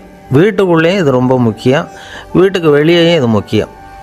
அடுத்தவங்கக்கிட்ட பழகிறது எப்படிங்கிறத தெரிஞ்சிக்காதவன் வாழ்க்கையில் முன்னேற முடியாது. இன்றைக்கி ஆயுதங்களால் காயப்படுத்தி கொள்ளுகிறவர்களை விட வார்த்தைகளால் காயப்படுத்தி கொள்ளுகிறவர்கள் தான் அதிகம். பெரியவங்க என்ன சொல்கிறாங்க தெரியுமா? நீங்கள் இந்த பூமியில் பிறந்ததன் அர்த்தம் பூர்த்தி ஆகணும்னா அடுத்தவங்களுக்கு உதவி பண்ணுங்க. அடுத்தவங்களுக்கு உதவி செய்ய முடியாவிட்டால் கூட பரவாயில்லை, ஆனால் யாரையும் புண்படுத்தி விடாதீங்க அப்படின்னு சொல்கிறாங்க. எனக்கு தெரிஞ்ச ஒருத்தர் ஒரு அலுவலகத்தில் வேலை பார்க்குறார். அவர் சொல்லுவார், எனக்கு இந்த இன்டர்பர்சனல் ஸ்கில் ரொம்ப அதிகம் சார். சக ஊழியர்கள்கிட்ட ரொம்ப சுமூகமாக நடந்துக்குவேன். என் கூட வேலை பார்க்குற ஒருத்தருக்கு ஏதாவது ஒரு கஷ்டம்னா அந்த சமயத்தில் அவர் செய்ய வேண்டிய வேலையை நான் செஞ்சுருவேன் சார் அப்படிம்பார். நான் அவர்கிட்ட சமீபத்தில் அப்படி ஏதாவது செஞ்சுருக்கீங்களா அப்படின்னு கேட்டேன். செஞ்சுருக்கேன் சார். போன வாரம் புதன்கிழமை ஆஃபீஸில் என் பக்கத்து சீட்டுக்காரருக்கு வயிற்று வலி. உடனே நான் மெடிக்கல் லீவ் போட்டுவிட்டு எங்கள் வீட்டுக்கு போயிட்டேன் சார் அப்படின்னார். ஒரு அம்மா தெருவில் உட்காந்து என்னத்தையோ தேடிட்டு இருக்கிறாங்க. அந்த அம்மா ஒரு சூஃபி ஞானி. அவங்க பேர் என்னென்னா ரபியா அல் அடாவியா. அந்த அம்மாவுக்கு கண் கூட தெளிவாக தெரியாது. அந்த பக்கமாக வந்த சில பேர் இவங்களுக்கு உதவி செய்கிறதுக்காக வந்தாங்க. என்ன தேடிகிட்டு இருக்கிறீங்க அப்படின்னு கேட்டாங்க. இதுக்கு அந்த அம்மா, அந்த கேள்வி அவ்வளோ முக்கியத்துவம் இல்லை, நான் தேடிகிட்டு இருக்கிறேன், உங்களால் முடிஞ்சால் எனக்கு உதவி பண்ணலாம் அப்படின்னாங்களாம். உதவி செய்ய வந்தவங்களுக்கு ஆச்சரியம். எதை தேடுறோங்கிறது தெரியாமல் இப்படி ஏன் நேரத்தை செலவழிக்கிறீங்க, நாங்கள் எப்படி உங்களுக்கு உதவ முடியும், எங்களுக்கு ஒன்றும் புரியலையே அப்படின்ட்டுருக்காங்க. சரி, உங்களை திருப்தி பண்ணுறதுக்காக சொல்கிறேன், ஒரு குண்டூசி தொலைஞ்சி போச்சு, அதை தேடுறேன் அப்படின்னாங்களாம் அந்த அம்மா. அதுக்கப்புறம் இவங்களும் சேர்ந்து தேட ஆரம்பிச்சிட்டாங்க. கொஞ்ச நேரம் ஆச்சு, ஒன்றும் கிடைக்கல. உதவி செய்ய வந்தவங்களும் அழுத்து போட்டாங்க. அப்புறம் கேட்டாங்க, பாருங்கம்மா, இது ரொம்பவும் பெரிய தெரு, அகலமான தெரு, அதனால் குறிப்பாக நீங்கள் எந்த இடத்துல அந்த குண்டூசியை தொலைச்சிங்க அதை சொல்ல முடியுமான்னாங்களாம். இதுக்கு அந்த அம்மா, நீங்கள் மறுபடியும் அர்த்தமில்லாத கேள்வியை கேட்குறீங்க, உங்கள் கேள்விக்கும் நான் தேடுறதுக்கும் என்ன சம்மந்தம்னாங்களாம். இதை கேட்டதும் அவங்க ஒரு மாதிரி ஆகிட்டாங்க. என்னம்மா நீங்கள் பைத்தியம் மாதிரி பேசுகிறீங்க அப்படின்னாங்களாம். சரி, உங்களை மறுபடியும் திருப்திப்படுத்துறதுக்காக சொல்கிறேன், அதை நான் எங்கள் வீட்டில் தொலைச்சுட்டேன் அப்படின்னாங்களாம். அப்புறம் எதுக்காக இங்கே வந்து தேடிட்டு இருக்கிறீங்க அப்படின்னு கேட்டிருக்காங்க. ஏன்னா இங்கே தான் வெளிச்சம் அதிகமாக இருக்குது, அங்கே வீட்டுக்குள்ளே இருட்டாக இருக்குது, அதனால் இங்கே வந்து தேடுறேன், வெளிச்சம் உள்ள இடத்துல தானே தேட முடியும் அப்படின்னாங்களாம் அந்த ஞானி. இந்த கதைக்கு என்ன அர்த்தங்கிறத பெரியவங்க சொல்கிறாங்க. அதாவது இந்த தேடுதல்ங்கிறது ஒரு வியாதி. அது நம்ம சதா அலைய வைக்கும், பைத்தியமாக மாற்றுறதுக்கு முயற்சி பண்ணோம். ஒரு காலம் அது நிறைவு அடையவே அடையாது. வாழ்வுங்கிறது ஒரு புரிந்து கொள்ள முடியாத சதா இயங்கி கொண்டிருக்கிற ஒரு செயல். அதுக்கு ஆரம்பமும் இல்லை, முடிவும் கிடையாது. எதையோ தேடணும் அப்படிங்கிற உந்துதல் நமக்குள்ளே இருக்கும், ஆனால் குறிப்பாக எதை தேடிட்டு இருக்கிறோம் அப்படிங்கிறது புரியாது. அப்படி ஏதாவது ஒன்றை தேடி அடைஞ்சிடுறோம்னு வச்சுக்கோங்க, உடனே ஒரு அதிருப்தி வந்துடும். அதனால் வாழ்க்கைங்கிறது சலிப்பு நிறைந்தது அப்படிங்கிற எண்ணத்தை உண்டாக்கிக்கிறோம். ஒன்று அடைஞ்சதுக்கு அப்புறம் இன்னொன்று தேட ஆரம்பிச்சிருவோம். ஆக இந்த தேடல்ங்கிறது நாம் ஒன்று அடைஞ்சாலும் அடையாவிட்டாலும் தொடர்ந்து நடந்துக்கிட்டு தான் இருக்கும். இதுக்கு முடிவே கிடையாது. இந்த உண்மையை நாம் நல்லா புரிஞ்சுக்கணும் அப்படிங்கிறது பெரியவங்களுடைய கருத்து. ஏழையும் தேடுறான், பணக்காரனும் தேடுறான், நோயாளியும் தேடுறான், நோய் இல்லாதவனும் தேடுறான், அதிகாரம் உள்ளவனும் தேடுறான், அதிகாரம் இல்லாதவனும் தேடுறான், முட்டாளும் தேடுறான், அறிவாளியும் தேடுறான். ஆனால் யாரும் இதை தான் தேடி சாதிக்க போகிறோம், இதுதான் முடிவு அப்படின்னு திட்டவட்டமாக சொன்னதில்லை. ஒன்று அடைஞ்சதும் இன்னொன்று தேட ஆரம்பிச்சிடுறாங்க, அவ்வளோதான். அதாவது உங்களின் தேடுபவர் உங்கள் உள்ளே தான் இருக்கிறார், அவரை தேடி கண்டுபிடியுங்கள். இதுதான் ஞானிகள் நமக்கு சொல்லுகிற ஒரு ஆலோசனை. நம்மால் ஒருத்தன் ஜெயிலில் இருந்தான். இன்னொரு கைதி அவனை பார்த்து கேட்டான், ஏன்பா உன்னை பார்க்குறதுக்கு வெளியிலேருந்து யாருமே இங்கே வர்றது இல்லையே, உனக்கு சொந்தக்காரங்களே கிடையாதா அப்படின்னு கேட்டானா. ஏன் இல்லை, எனக்கு சொந்தக்காரங்க நிறைய பேர் உண்டு, அவங்க என்னை பார்க்க வராததுக்கு காரணம் வேற அப்படின்ட்டுருக்கான் இவன். என்ன காரணம்னு கேட்டான் அவன். அதுக்கு இவன் சொன்னானா, அதுக்கு என்ன காரணம்னா அவங்க எல்லாரும் இங்கே உள்ளேயே இருக்கிறாங்க அப்படின்னானா. ஒரு சீன தேசத்து அரசர் இருந்தார். அவருக்கு வயசாயிட்டுது. அவருக்கு அடுத்தபடியாக அவருடைய புள்ள பட்டத்துக்கு வரணும், ஆட்சி பொறுப்பை ஏற்றுக்கணும். ஒரு நல்ல தலைவனுக்கு இருக்க வேண்டிய பண்புகள்லாம் தன்னுடைய மகனுக்கு இருக்கணும்னு விரும்பினார் அந்த அரசர். அதனால் இளவரசனை பக்கத்தில் இருந்த ஒரு குரு கிட்ட அனுப்புனார். இளவரசன் அவர்கிட்ட போய் சேர்ந்தான். அந்த குரு என்ன பண்ணார் தெரியுமா, இவனை பார்த்து சொன்னார், இதை பாருப்பா, நீ என்ன பண்ணுற, இப்போவே பக்கத்தில் இருக்கிற காட்டுக்கு போ, நடு காட்டில் போய் ஒரு இடத்துல உட்காந்துக்கோ, அங்கே என்னென்ன சத்தம்லாம் உன் காதில் விழுதுன்னு கவனித்து கேளு, உன் காதில் விழுந்த ஓசைகள் என்னென்னங்கிறத என்கிட்ட வந்து சொல்லு, அதுதான் எனக்கு தெரியணும், உனக்கு வேலையும் அதுதான் அப்படின்னு சொல்லி அனுப்பி வச்சுட்டார். இளவரசன் காட்டுக்கு போனான். குரு சொன்னபடியே ஒரு இடத்துல உட்காந்து கவனித்து கேட்டான். அதுக்கப்புறம் குருக்கிட்ட திரும்பி வந்தான். என்னென்ன சத்தம்லாம் கேட்ட அப்படின்னு கேட்டார் குரு. குருவே, காட்டில் நான் பறவைகள் சத்தம்லாம் கேட்டேன், மிருகங்களின் ஓசையையும் கேட்டேன், இதை தவிர இடி மின்னல் மழை இதுகளோட சத்தத்தையும் கேட்டேன் அப்படின்னா. குரு யோசனை பண்ணார், நீ இன்னமும் சரியாக கேட்கல, அதனால் மறுபடியும் காட்டுக்கு போ, கொஞ்ச நாள் தங்கியிருந்து கேட்டுட்டு வா அப்படின்னார். இளவரசனுக்கு ஒன்றும் புரியல. இருந்தாலும் குருவின் கட்டளையாச்சே, மறுக்க முடியுமா? உடனே அவன் மறுபடியும் காட்டுக்கு போனான். ஒரு இடத்துல உட்காந்தான். கொஞ்ச நேரம் உன்னிப்பாக கவனித்து கேட்டான். சில நாள் கழித்து குருக்கிட்ட திரும்பி வந்தான். குருவே, இந்த தடவை சில துல்லியமான சத்தங்களை எல்லாம் கேட்டான். தேனீ பறக்கிற சத்தம், நீரோடையின் மெல்லிய ஓசை, இதெல்லாம் கேட்டேன்னா. குரு சிரித்தார். நீ மறுபடியும் காட்டுக்கு போ, இன்னும் சில நாள் அங்கே இரு, முழுமையாக கவனமாக கேட்டுக்கிட்டு வா அப்படின்னு சொல்லி அனுப்பி வச்சுட்டார். இளவரசனுக்கு குழப்பம் அதிகமாயிட்டுது. ஒன்றுமே புரியல. மறுபடியும் காட்டுக்கு போனான். மௌனமாக ஒரு இடத்துல உட்காந்துட்டான். அப்படியே தியானத்தில் ஆழ்ந்துட்டான். சில நாளில் அவனுக்கு இதுவரை கேட்காத ஓசைகள்லாம் கேட்க ஆரம்பிச்சிட்டுது. இதைத்தான் நான் கேட்கணும்னு என்னுடைய குரு எதிர்பார்த்துருக்கிறாருங்கிறத புரிஞ்சுக்கிட்டான். உடனே குருக்கிட்ட ஓடனான். குருவே, இந்த தடவை காதுகளுக்கு கேட்க முடியாத சில ஓசைகளை கூட என்னால் உணர முடிஞ்சுது. பூ மலருகிற ஓசை, சூரியனால் பூமி சூடாகிறப்போ எழுகிற ஓசை, காலை பனித்துளி இந்த புல்லுலாம் குடிக்கிற ஓசை, இது எல்லாம் என்னால் நல்லா கேட்க முடிஞ்சுது அப்படின்னா. குருவுக்கு இப்போ தான் திருப்தி ஏற்பட்டு தான். இளவரசனை பார்த்து சொன்னார், இதை பாருப்பா, இப்போ தான் நாட்டை ஆளுகிற தகுதி உனக்கு வந்திருக்குது அப்படின்னு சொல்லி அதுக்கு விளக்கமும் கொடுத்தாராம். எந்த அரசன் தன்னுடைய மக்களின் இதயம் பேசுகிற மௌன மொழியை, மௌன வார்த்தைகளை கேட்குறானோ அவன்தான் ஆள தகுதி உள்ளவன். எந்த அரசன் தன்னுடைய மக்களின் உணர்ச்சிகளை உண்மையாக உணர்றானோ அவன்தான் முதன்மையான அரசன். போலி வார்த்தைகளை மட்டும் கேட்டுட்டு பல மௌன ராகங்களை காதில் வாங்கிக்காதவன் அரசனே இல்லை. எந்த நாட்டில் எப்போ ஒரு அரசன் தன்னுடைய மக்களின் உணர்ச்சிகளை கேட்க மறுக்கிறானோ அன்னையிலேருந்தே அந்த நாடு அழிய தொடங்குது அப்படின்னு அர்த்தம். இதுதான் அந்த குரு இளவரசனுக்கு போதிச்சது. வாயால் பேசுகிறத மட்டும் கேட்டு ஏமாறக்கூடாது, உணர்ச்சிகளையும் கேட்குறதுல தான் மனப்பக்குவம் உண்டாகும். மக்கள் உணர்ச்சிகளை புரிந்து கொள்ளாத அரசர்கள் நீடிச்சிருக்க முடியாது. அது மாதிரி நாடுகளில் அடிக்கடி குழப்பம் தான் உண்டாகும். அப்படி இருந்தால் அடிக்கடி ஆட்சி மாறிக்கிட்டு இருக்கும். அப்படிப்பட்ட ஒரு தேசம், அங்கே ஒரு சிறைச்சாலையில் 3 கைதிகள் பேசிக்கிட்டு இருந்தாங்க. ஒருத்தன் சொன்னான், நான் இந்த நாட்டு ராஜாவை எதிர்த்து பேசிக்கிட்டு இருந்தேன், அதனால் என்னை பிடிச்சி கொண்டாந்து இங்கே போட்டுவிட்டாங்க அப்படின்னா ஒருத்தன். இன்னொருத்தன் சொன்னான், நான் இந்த நாட்டு ராஜாவை ஆதரித்து பேசிக்கிட்டு இருந்தேன், அதனால் என்னை பிடிச்சி கொண்டாந்து இங்கே தள்ளிவிட்டாங்க அப்படின்னா. அது சரி, நீ என்ன தப்பு பண்ண அப்படின்னு சொல்லி 3வது ஆளை பார்த்து இவங்க கேட்டாங்க. அதுக்கு அந்த ஆள் சொல்கிறான், நான் தான் இந்த நாட்டு ராஜா அப்படின்னானா. ஒரு ஆசாமி வேகமாக ஓடிக்கிட்டு இருந்தான். ஏன் இப்படி ஓடுறேன்னு கேட்டார் இன்னொருத்தர். அங்கே ஒரு ஆள் அடிபட்டு கிடக்கிறான், அதை பார்த்தேன், உடனே ஓடுறேன்னா. எங்கேன்னு கேட்டார். ஆஸ்பத்திரிக்குன்னா. ஒரு ஆள் அடிபட்டு கிடக்கிறத பார்த்தா உடனடியாக நாம் செய்ய வேண்டியது முதல் உதவி, அதுக்கப்புறம் தான் ஆஸ்பத்திரி. இன்றைக்கி விபத்துங்கிறது சர்வசாதாரணமாக நடந்துக்கிட்டு இருக்குது. வாகன விபத்து, வெடிகுண்டு விபத்து, தீ விபத்து, கட்டடம் சரியறது, பூகம்பம், இப்படி நிறைய நடக்குது. ஒரு விபத்தை பார்த்துட்டா நம்மளில் பல பேர் நமக்கு என்னத்துக்கு வம்புன்னு ஒதுங்கி போயிடுறதும் உண்டு. சில பேர் துணிஞ்சு கிட்ட போய் உதவி செய்கிறதும் உண்டு.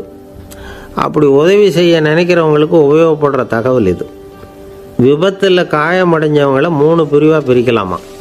முதல் வகை கொஞ்சம் சீரியஸானது, உயிருக்கு உடனே ஆபத்து தரக்கூடியது. மூளை காயம், முகம், கழுத்து காயங்கள், இருதயம், நுரையீரல் காயங்கள், வயத்தில் உள்ளுறுப்பு காயங்கள், அதிகப்படியான இரத்தப்போக்கு, இதனால எல்லாம் பாதிக்கப்பட்டிருந்தால் அது முதல் வகை அப்படின்னு நாமளே மனசுக்குள்ளே முடிவு பண்ணிக்கணும்.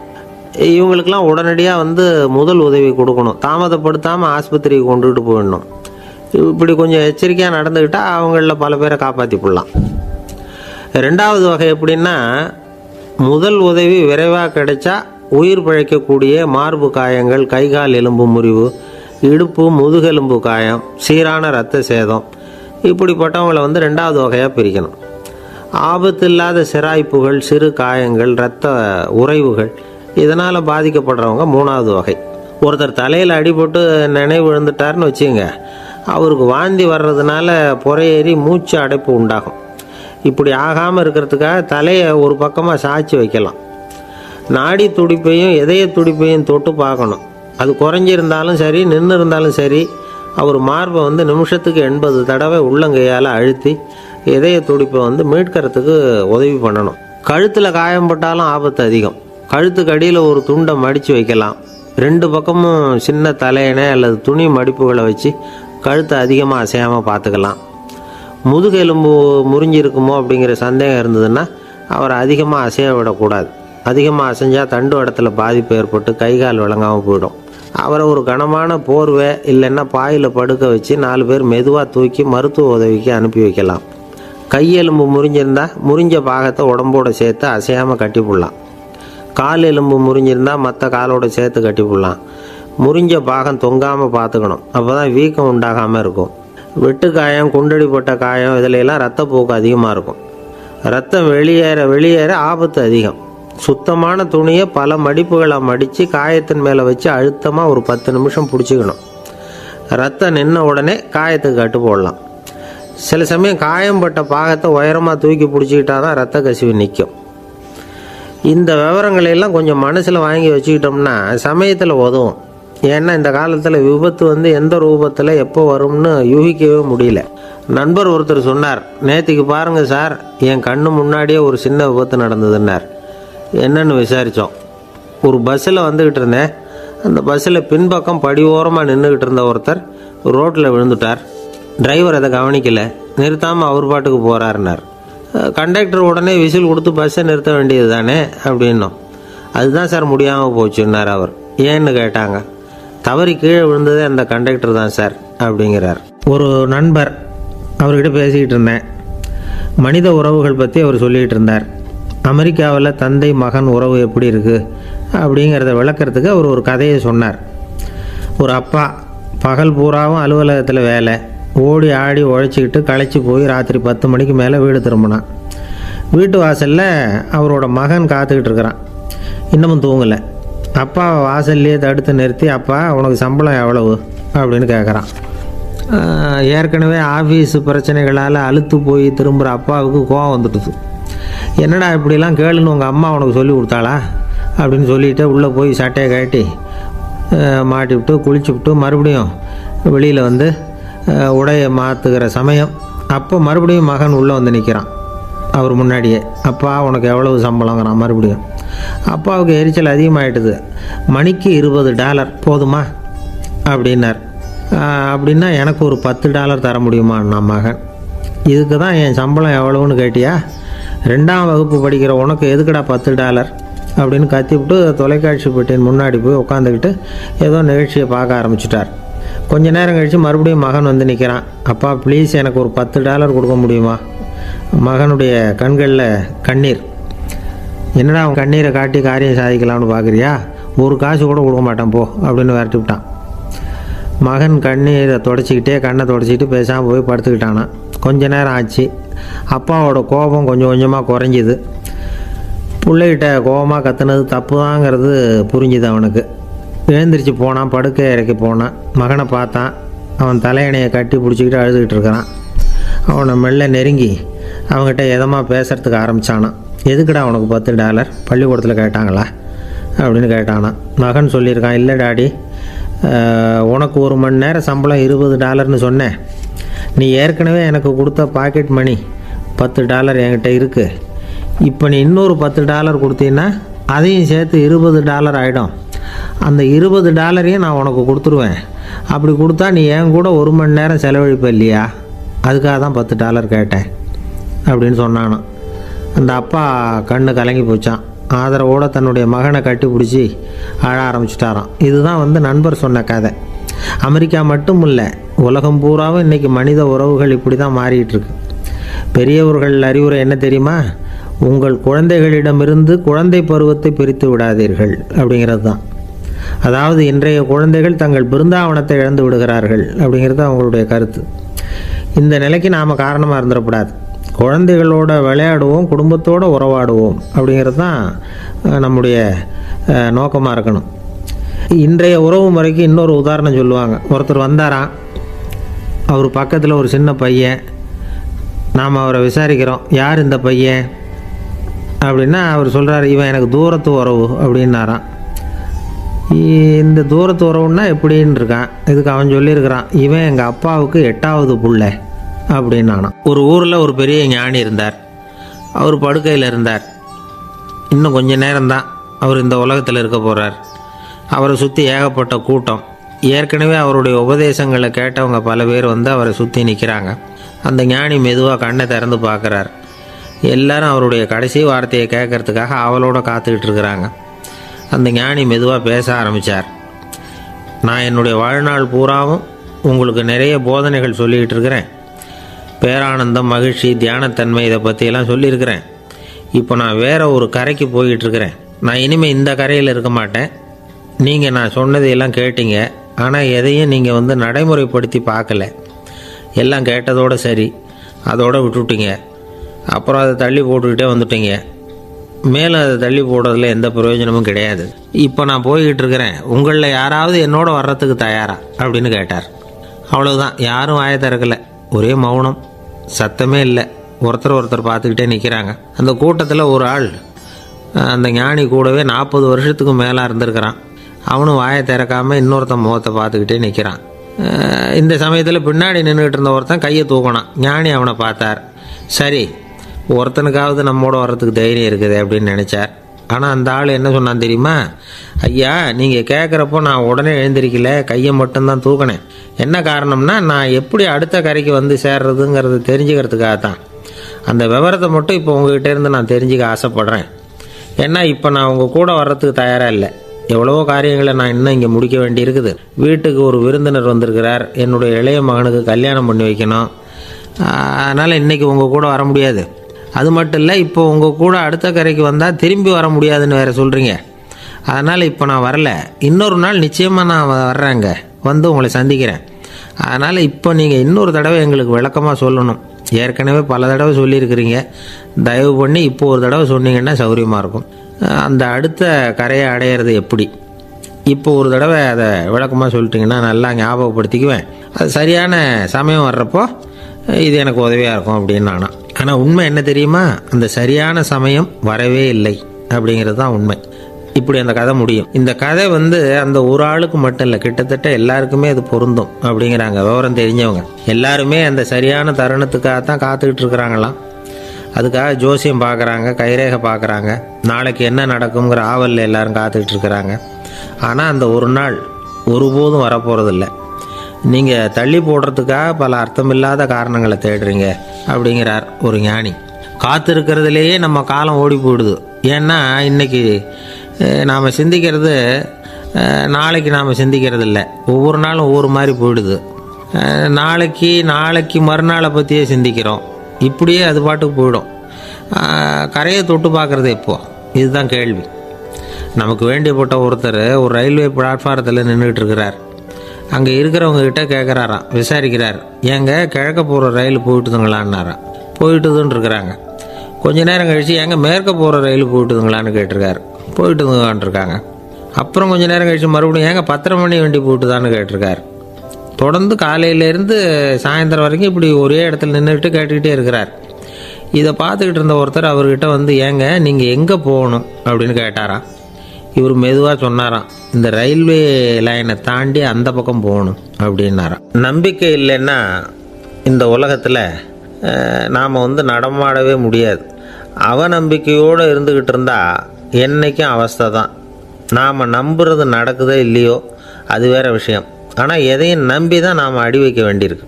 வேறு ஒன்றும் வேணாம். ஒரு லாட்ரி சீட்டு வாங்குகிறோம். அது எங்கே நமக்கு விழப்போகுது அப்படிங்கிற அவநம்பிக்கையோடவா வாங்குகிறோம்? பரிசு நமக்கு தான் அப்படிங்கிற நம்பிக்கை உள்ளூர இருக்கிறதுனால தான் அதை வாங்குகிறோம். இருந்தாலும் முடிவு வேறு மாதிரி ஆகிடுது. அதுக்காக மனசு சோர்ந்து போகிறதில்ல. அடுத்த மாதமும் சீட்டு வாங்குகிறோம். இந்த நம்பிக்கை தான் மனித வாழ்க்கைக்கு ஆதாரம். ஒரு கடையில் போய் டீ சாப்பிட்றீங்க. அந்த டீ நல்ல டீ தானா, அதில் விஷம் கலந்துருக்குமா அப்படிங்கிற சந்தேகம் வந்துட்டுதுன்னு வச்சுங்க. அதுக்கப்புறம் அதை எப்படி நீங்கள் சாப்பிட முடியும்? நம்பி தான் சாப்பிட்ணும். ரயில் ஒழுங்காக போய் சேருங்கிற நம்பிக்கை இருக்கிறதுனால தான் அதில் ஏறி உட்காடுறோம். லெட்டர் ஒழுங்காக போய் சேருங்கிற நம்பிக்கை இருக்கிறதுனால தான் பெட்டியில் போடுறோம். சரி, நம்ம கதையெல்லாம் நம்மளோட இருக்கட்டும். மனித நம்பிக்கை வந்து எந்த அளவுக்கு உறுதியாகவும் அறிவுபூர்வமாகவும் இருக்கணுங்கிறதுக்கு அலெக்சாண்டர் வாழ்க்கையில் நடந்த ஒரு சம்பவத்தை உதாரணமாக சொல்லலாம். இந்த உலகத்தையே ஜெயிக்கணும்னு புறப்பட்டார் அலெக்சாண்டர்.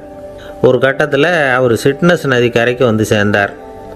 அந்த சமயத்தில் அவருக்கு கடுமையான நோய் வந்துட்டுது. அவர் கூடவே வந்திருந்த கிரேக்க வைத்தியர்கள் என்னென்னமோ முயற்சியெல்லாம் பண்ணி பார்த்தாங்க.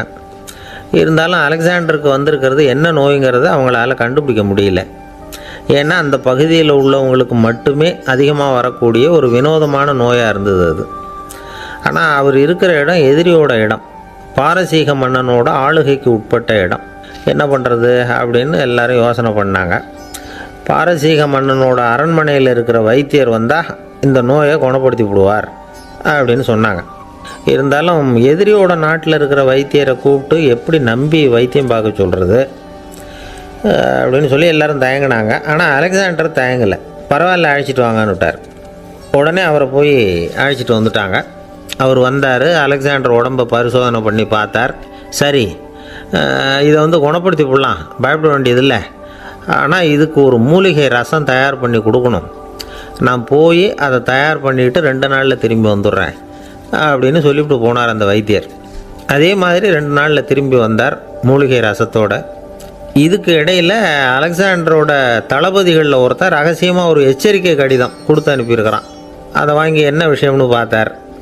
இப்போ உங்ககிட்ட வந்திருக்கிற எதிரி நாட்டு வைத்தியரை நம்பாதீங்கோ, அவன் கொண்டுகிட்டு வந்திருக்கிற மூலிகை ரசத்தில் விஷம் கலந்துருக்குது அப்படின்னு அதில் எழுதியிருக்கு. அதை பார்த்தார் அலெக்சாண்டர். இருந்தாலும் கொஞ்சம் கூட அலட்டிக்கலை. வைத்தியர் கொடுத்த மருந்தை வாங்கி கடகடன்னு குடிச்சுட்டு அதுக்கப்புறம் அந்த கடிதத்தில் இருந்த விஷயத்தை அந்த வைத்தியர்கிட்ட சொன்னார். வைத்தியர் திகைச்சு போயிட்டார். தன் மேலே அலெக்சாண்டர் வச்சிருக்கிற நம்பிக்கையை பார்த்து அவருக்கு ரொம்ப வியப்பு. வைத்தியர் உண்மையிலேயே நல்ல மருந்து தான் கொண்டுகிட்டு கொடுத்துருக்கிறார், அதில் விஷம்லாம் எதுவும் கலக்கலை. அதுக்கப்புறம் அலெக்சாண்டர் அந்த வைத்தியரை பார்த்து சொன்னாராம், நம்பிக்கைங்கிற அச்சாணியை ஆதாரமாக வச்சுக்கிட்டு தான் இந்த உலகம் சுற்றிக்கிட்டு இருக்குது. எனக்கு எதிரியாக இருந்தாலும் பாரசீக மன்னர் ரொம்ப பெரியவர். அப்பேற்பட்ட மன்னருடைய அரண்மனை வைத்தியர் தொழில் நேர்மை இல்லாதவராக இருக்க மாட்டார். அப்படி இருந்தால் அவரை அரண்மனை வைத்தியராக வச்சிருக்கவே மாட்டாங்க அப்படின்னு நம்பினேன். என்னுடைய நம்பிக்கை வீண் போகலை அப்படின்னாராம். இதுதான் மானுட நம்பிக்கைங்கிறது. இந்த காலத்துலேயும் இது மாதிரி இந்த மானுட நம்பிக்கையை ரொம்பவும் சாமர்த்தியமாக கையாளுகிற கெட்டிக்காரங்க சில பேர் இருக்கிறாங்க. இந்த காலத்து குரு, அவருக்கு ஒரு சிஷ்யன். குரு முன்னாடி அந்த சிஷ்யன் ரொம்ப பணிவாக நின்று, குருவே, உங்கள் கையால் விஷத்தை கொடுத்தாலும் அதை வாங்கி மடமடன்னு குடிச்சிருவேன் அப்படின்னா. உன்னுடைய குரு பக்தியை மெச்சினேன் அப்படின்னார் குரு. அதுக்கு அந்த சிஷ்யன், அப்படி இல்லை குருவே, உங்ககிட்ட சிஷ்யனாக இருக்கிறத விட உங்கள் கையால் விஷத்தை வாங்கி குடிச்சு விட்றது ரொம்ப நல்லது, அதனால தான் அப்படி சொன்னேன் அப்படின்னா. ஒரு தீக்குச்சி தீப்பெட்டியை பார்த்து கேட்டுதான், நாம் 2 பேரும் தானே உரசிக்கிறோம், ஆனால் நான் மட்டும் தீப்பிடிச்சி எரிஞ்சு போகிறேன், நீ அப்படியே இருக்கிறியே அப்படின்னு தான். அதுக்கு தீப்பெட்டி சொல்லியிருக்குது, உனக்கு தலையில் கணம் இருக்குது அதனால் அழிஞ்சு போகிற அப்படின்னு தான். எப்படி இருக்குது பாருங்கள் இந்த பதில். தலையில் கணம் உள்ளவங்க யாருமே சரியாக இருக்க முடியாது. எவ்வளவு பெரியவங்களாக இருந்தாலும் சரி, ரொம்ப கஷ்டம்தான் அது. கர்வம்ங்கிறது கூடவே கூடாது. இதை விளக்கிறதுக்கு மகான் ஒருத்தர் ஒரு சம்பவத்தை சொல்கிறார். அர்ஜுனன் தீர்த்த யாத்திரை பண்ணானா. அப்போது தென்னிந்தியாவுக்கு வந்திருக்கிறான். ராமேஸ்வரத்துக்கு போனப்போ அங்கே இலங்கைக்கு கல்லுலாம் அடுக்கி போடப்பட்டிருந்த பாலத்தை பார்த்தானா. ஒரு சின்ன குரங்கு அதுக்கு பக்கத்தில் விளையாடிக்கிட்டு இருந்திருக்கு. அதை பார்த்துட்டு அர்ஜுனன் சிரிச்சிருக்கான். ஏன் சிரிக்கிறேன்னு கேட்டிருக்கு அந்த குரங்கு. ராமன் மிகச்சிறந்த வில் வீரன். அப்படி இருக்கிறப்போ அவன் இலங்கைக்கு அம்புகளாலேயே ஒரு பாலம் கட்டியிருக்கலாம். அதை விட்டுட்டு போயும் உன்ன மாதிரி குரங்குகளை துணையாக வச்சுக்கிட்டு இப்படி ஒரு கருங்கல் பாலத்தை கட்டியிருக்கிறானே அப்படின்னு நானா. அம்புகளால் பாலம் கட்ட முடியுமா அப்படின்னு கேட்டுதான் குரங்கு. ஏன் முடியாது, என்னால் முடியுமேன்னு இருக்கான் அர்ஜுனன். அம்பால் பாலம் கட்டலாம், இருந்தாலும் என்ன மாதிரி குரங்குகள் ஏறி நடந்தா அது தாங்குமா? அதனால தான் ராமர் கருங்கல் பாலமே கட்டினார் அப்படின்னுது குரங்கு சொல்லிச்சான். அப்படியே சொல்கிற, நான் வேணும்னா இப்போ அம்புகளாலேயே ஒரு பாலத்தை கட்டுறேன், நீ அது மேலே ஏறி நடந்து பார். பாலம் விழுந்துட்டுதுன்னா நான் தீ மூட்டி அதில் குதித்து உயிர் தியாகம் பண்ணி விட்றேன் அப்படின்னு நான் ரொம்ப கோபமாக. உடனே அந்த சின்ன குரங்கு பெரிய உருவம் எடுத்துட்டு தான் கையில் கதையோடு அர்ஜுனன் முன்னாடி நிற்கிறான் அனுமன். பார்த்தா, என்னுடைய தலைவர் ராமரையா இழிவாக பேசுகிற, நீ இப்போ பாலம் கட்டு, நான் என்னுடைய பலத்தை காட்டுறேன் அப்படின்னா அனுமன். அர்ஜுனன் தன்னுடைய காண்டிபத்தை எடுக்கிறான், சரமாரியாக அம்புகளை விடுறான். அதெல்லாம் ஒன்றோட ஒன்று கோத்துக்கிட்டு அப்படியே பாலம் மாதிரி நிற்கிது. அர்ஜுனன் தலை நிமிர்ந்து நின்னான். அனுமன் உயர கிளம்பி அங்கேருந்து பாலத்தில் பொத்துன்னு இறங்கினான். பாலம் அப்படியே நொறுங்கி போச்சு தூள் தூளாக. என்ன அர்ஜுனா, இப்போ என்ன செய்ய போகிற அப்படின்னா ஏளனமா. அர்ஜுனன் தலையை தொங்க போட்டுக்கிட்டான். சொன்னபடி தீ மூட்டி அதில் குதிக்கிறதுக்காக 3 தடவை சுற்றி வந்தான். அப்போது கிருஷ்ணர் அங்கே வந்தார். என்ன அர்ஜுனா, என்ன நடக்குது, என்ன இது அப்படின்னு ஒன்றும் தெரியாத மாதிரி கேட்டார். அர்ஜுனன் வாயை திறக்கிறதுக்கு முன்னாடி அனுமன் வாயை திறந்தான், நடந்ததை சொன்னான். அர்ஜுனன் சவால் விட்டபடி உயிர் திறந்தே ஆகணும்னா அனுமன். கிருஷ்ணர் யோசனை பண்ணார். நல்லது, இந்த சவால் விட்டதுக்கும் நடந்ததுக்கும் யார் சாட்சி? பெரிய ஒருத்தரை சாட்சியாக வச்சுக்கிட்டல்லவா நீங்கள் இந்த போட்டியை நடத்தியிருக்கணும் அப்படின்னார். அதனால் என்ன, இப்போ மறுபடியும் அந்த போட்டியை நடத்திவிட்டா போச்சு, என்னால் அந்த அம்பு பாலத்தை நொறுக்க முடியாதா அப்படின்னா அனுமன். சரி, இப்போ மறுபடியும் அது நடக்கட்டும்னார் கிருஷ்ணர். அர்ஜுனன் அம்பு பாலம் அமைச்சான். அனுமன் ஏறி குதிச்சான். பாலம் அசைஞ்சு கொடுக்கவே இல்லை, அவ்வளோ உறுதியாக இருக்குது. இப்போ அனுமன் தலையை குனிஞ்சிக்கிட்டான். அர்ஜுனன் நன்றியோடு நிமிர்ந்து பார்த்தான். கிருஷ்ணருடைய தோள்கள்லேயும் முதுகள்லேயும் ரத்தம். என்ன சுவாமி, என்ன நடந்ததுன்னு நான் பதறி போய், உன் அம்பு பாலத்தை நான் தான் முட்டு கொடுத்து தாங்கிக்கிட்டு இருந்தேன். அனுமன் குதித்தப்போ என் மேலே ஏற்பட்ட காயங்கள் இவை. பின்ன உன்னுடைய அம்பு பலத்தினாலேயா பாலம் நின்றுதுன்னு நினைக்கிற அப்படின்னாராம். முதல்ல அர்ஜுனன் அப்புறம் அனுமன் 2 பேருக்குமே கர்வ பங்கம் ஆகிட்டு தான். அதாவது அவங்கக்கிட்ட இருந்த கர்வம் போயிட்டுது. யாராக இருந்தாலும் கர்வம் கூடாதுங்கிறத இதிலேருந்து நாம் புரிஞ்சுக்கணும். இந்த காலத்தில் நாமெல்லாம் எந்த விஷயத்துக்கெல்லாம் கர்வப்பட்டுருக்கோம் தெரியுமா? 2 பெண்கள் தங்களுடைய கணவன்மார்களை பற்றி ரொம்ப பெருமையாக பேசிக்கிட்டாங்களாம். அதில் ஒரு அம்மா சொல்லியிருக்கு, என் வீட்டுக்காரர்கிட்ட எந்த சப்ஜெக்ட் கொடுத்தாலும் சரி அந்த விஷயத்தை பற்றி அழகாக 1 மணி நேரம் பேசுவார் அப்படின்னாங்களாம். உடனே இன்னொரு அம்மா, அது என்ன பிரமாதம், என் வீட்டுக்காரருக்கு சப்ஜெக்டே தேவையில்லை, விஷயமே இல்லாமல் நாள் பூரா பேசிக்கிட்டு இருப்பார் அப்படின்னாங்களாம். ஒரு காடு, நல்ல மரம்லாம் செழிச்சு இருந்தது. அப்படிப்பட்ட காட்டில் ஒரு சாது இருந்தார். அவர் எப்படின்னா எப்பவும் ஒரு மரத்தடியில் உட்காந்துருப்பார். ஏன்னா அவருடைய இருப்பிடமே அதுதான். அவர் என்ன பண்ணுவார், 3 கல் வச்சுருந்தார். செங்கல் மாதிரி இருக்கும், ஆனால் அதை விட கொஞ்சம் பெருசாக இருக்கும். எதுக்கு அந்த 3 கல்லுன்னா அதுதான் அவருடைய படுக்கை. அதாவது தூங்குறப்ப ஒரு கல்லை தலைக்கு கீழே வச்சுக்குவார், இன்னொரு கல்லை இடுப்புக்கு கீழே வச்சுக்குவார், இன்னொரு கல்லை காலுக்கு கீழே வச்சுக்குவார். உடம்பை அப்படியே ஒரு தகட்டால் மூடிக்குவார், அப்படியே தூங்கி போடுவார். மழை பெய்யுதுன்னு வச்சுங்க, அவர் உடம்பு 3 கல் மேலே இருக்குதா, அதனால் தண்ணி அடியில் ஓடி போடும், உடம்பு நனையாது. மேலே தகடு இருக்கிறதுனால மழையும் உடம்புல படாது. அவர் தூக்கமும் கிடாது, நிம்மதியாக தூங்குவார். பகலில் அந்த 3 கல்லையும் ஒரு சேர ஒரு அடுப்பு மாதிரி வச்சு அது மேலே உட்காந்துக்குவார். அதனால் பாம்பு பூச்சி எதுவும் அவரை தொந்தரவு பண்ணுறதில்ல, அது பாட்டுக்கு நடந்து போயிடும். அவர் பாட்டுக்கு நிம்மதியாக இருப்பார். யாராவது எதையாவது கொண்டுகிட்டு கொடுத்தா அதை வாங்கி சாப்பிடுவார், அவ்வளவுதான். ஒரு நாள் அந்த நாட்டு அரசன் காட்டுக்கு வேட்டையாட வந்தான். அந்த வழியாக வந்தப்போ இந்த சாது படுத்துருக்கிறத பார்த்தான், பரிதாபப்பட்டான். ஐயோ பாவம், இவர் இப்படி இந்த கல் மேலே உடம்பை வச்சுக்கிட்டு தூங்குறாரு, என்ன பாடுபடுவார், இவரை நாம் அரண்மனைக்கு அழைச்சிட்டு போய் சுகமாக நிம்மதியாக இருக்கிறதுக்கு வழி செஞ்சு கொடுப்போம், அது ரொம்ப நல்லாயிருக்கும் அப்படின்னு நினச்சான்.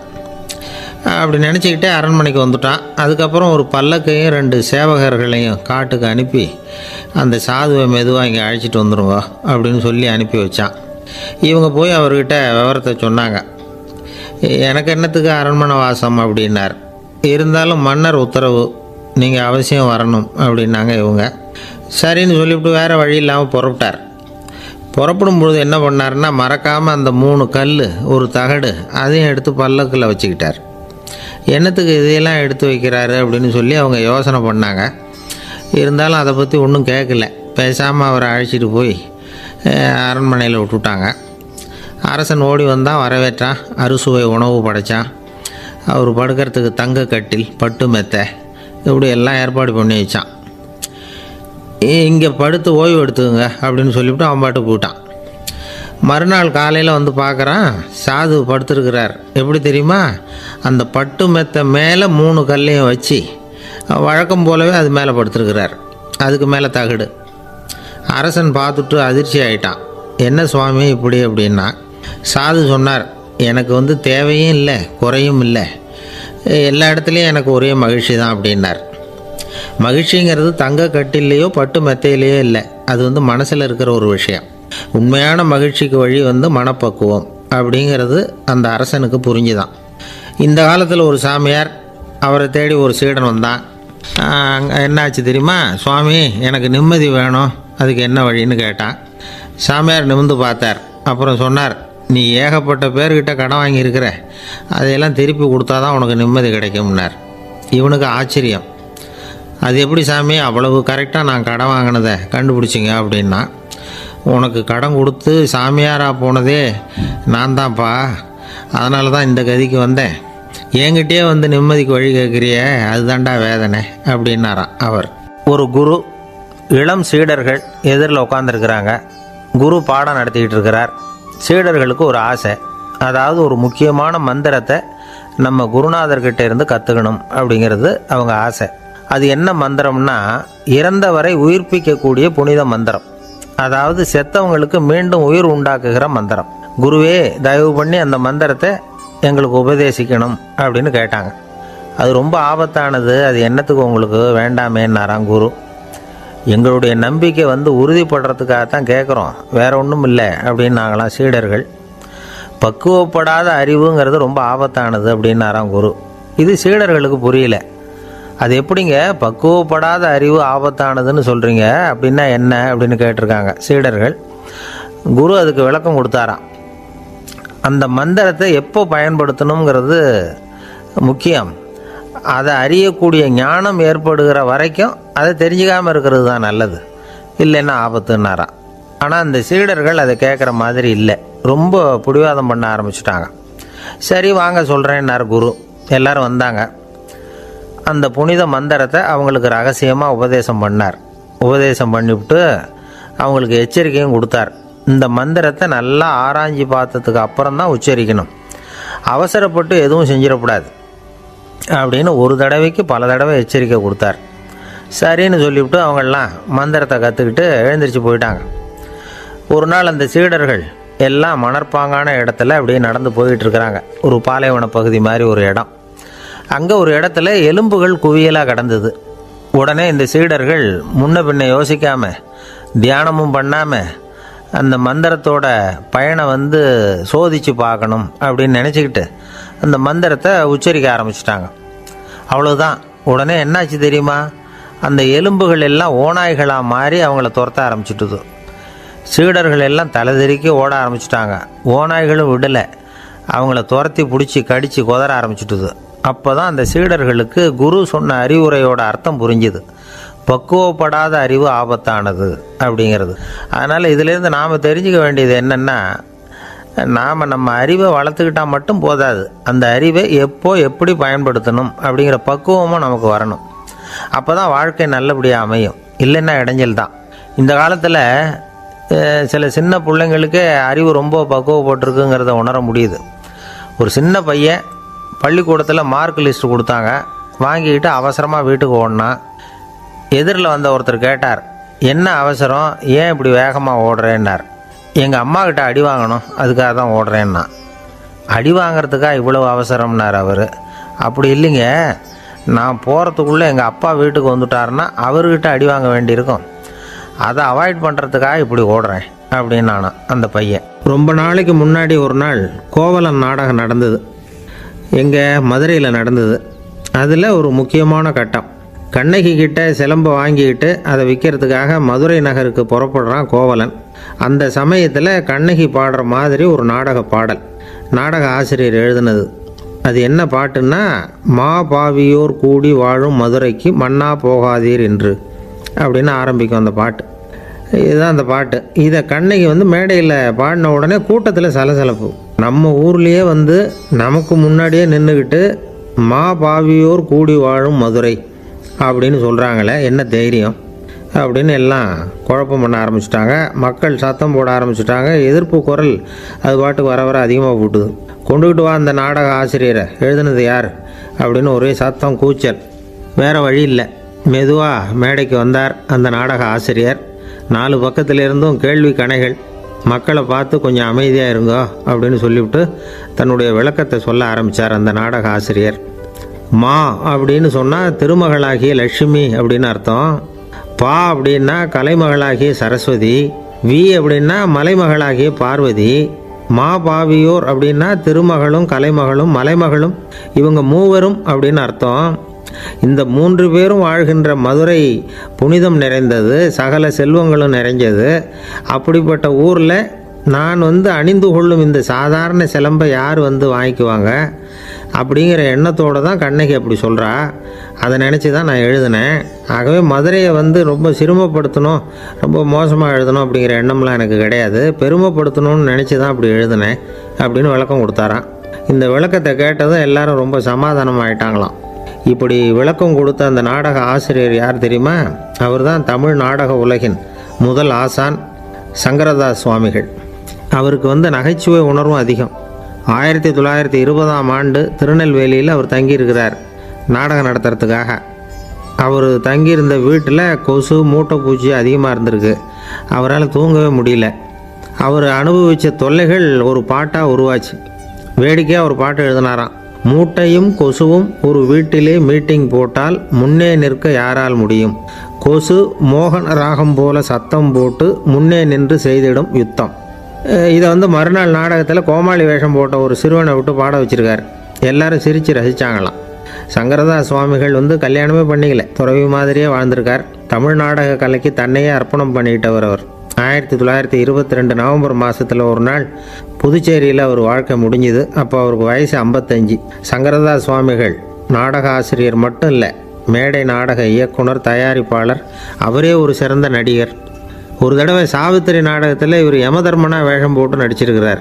நாடகம் பார்த்துக்கிட்டு இருந்த கருவுற்ற ஒரு பெண்மணிக்கு பயத்தினால அங்கேயே குழந்தை பிறந்துட்டு தான். அந்த நிகழ்ச்சிக்கு அப்புறம் இவர் இந்த வேஷம் போடுறப்போலாம் ஜனங்களுக்கு முன்கூட்டியே எச்சரிக்கை கொடுக்க ஆரம்பிச்சிருவாராம்.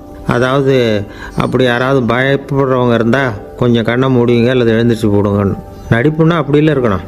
இந்த காலத்தில் நடிகர் ஒருத்தர் சொன்னார், சார் நான் இந்த நாடகத்தில் நடிக்கிறப்போ முகத்தில் நவரசங்களையும் காட்டி நடித்தேன், உணர்ச்சிகளை எல்லாம் நல்லா காட்டி நடித்தேன்.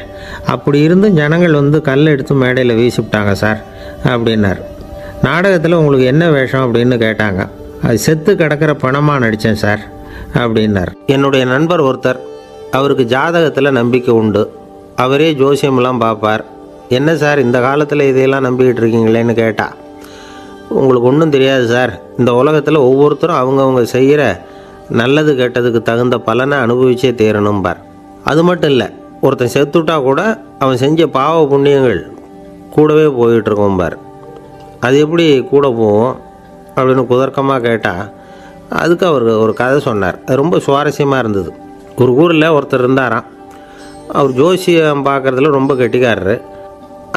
அப்போ ஒருத்தருடைய தலைமுடியை மட்டும் அவர்கிட்ட காட்டினா போதும், அதை மட்டும் பார்த்துட்டு அவருடைய ஜாதகத்தையே சொல்லிவிடுவாராம். அப்பேற்பட்ட திறமை. அந்த ஆள் ஒரு சமயம் கன்னியாகுமரி கடற்கரைக்கு போயிருந்துருக்கிறார்.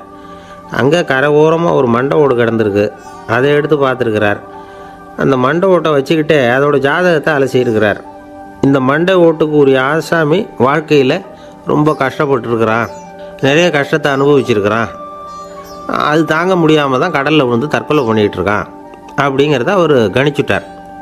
இருந்தாலும் இந்த மண்டை ஓடு இன்னமும் அனுபவிக்க வேண்டியது பாக்கி இருக்குது அப்படிங்கிறதையும் அவர் உணர்றார். அது சரி, ஒருத்த உயிரோடு இருக்கிற வரைக்கும் தானே நல்லது கெட்டதை அனுபவிக்க முடியும். செத்ததுக்கு அப்புறமும் பாக்கி இருக்குன்னா அதை எப்படி அனுபவிக்கிறது?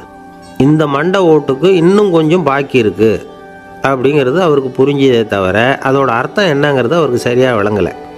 சரி, இதை இன்னும் கொஞ்சம் விவரமாக ஆராய்ச்சி பண்ணி பார்ப்போம் அப்படின்னு நினச்சிக்கிட்டு அதை தன்னுடைய வீட்டுக்கு எடுத்துகிட்டு போயிட்டார்.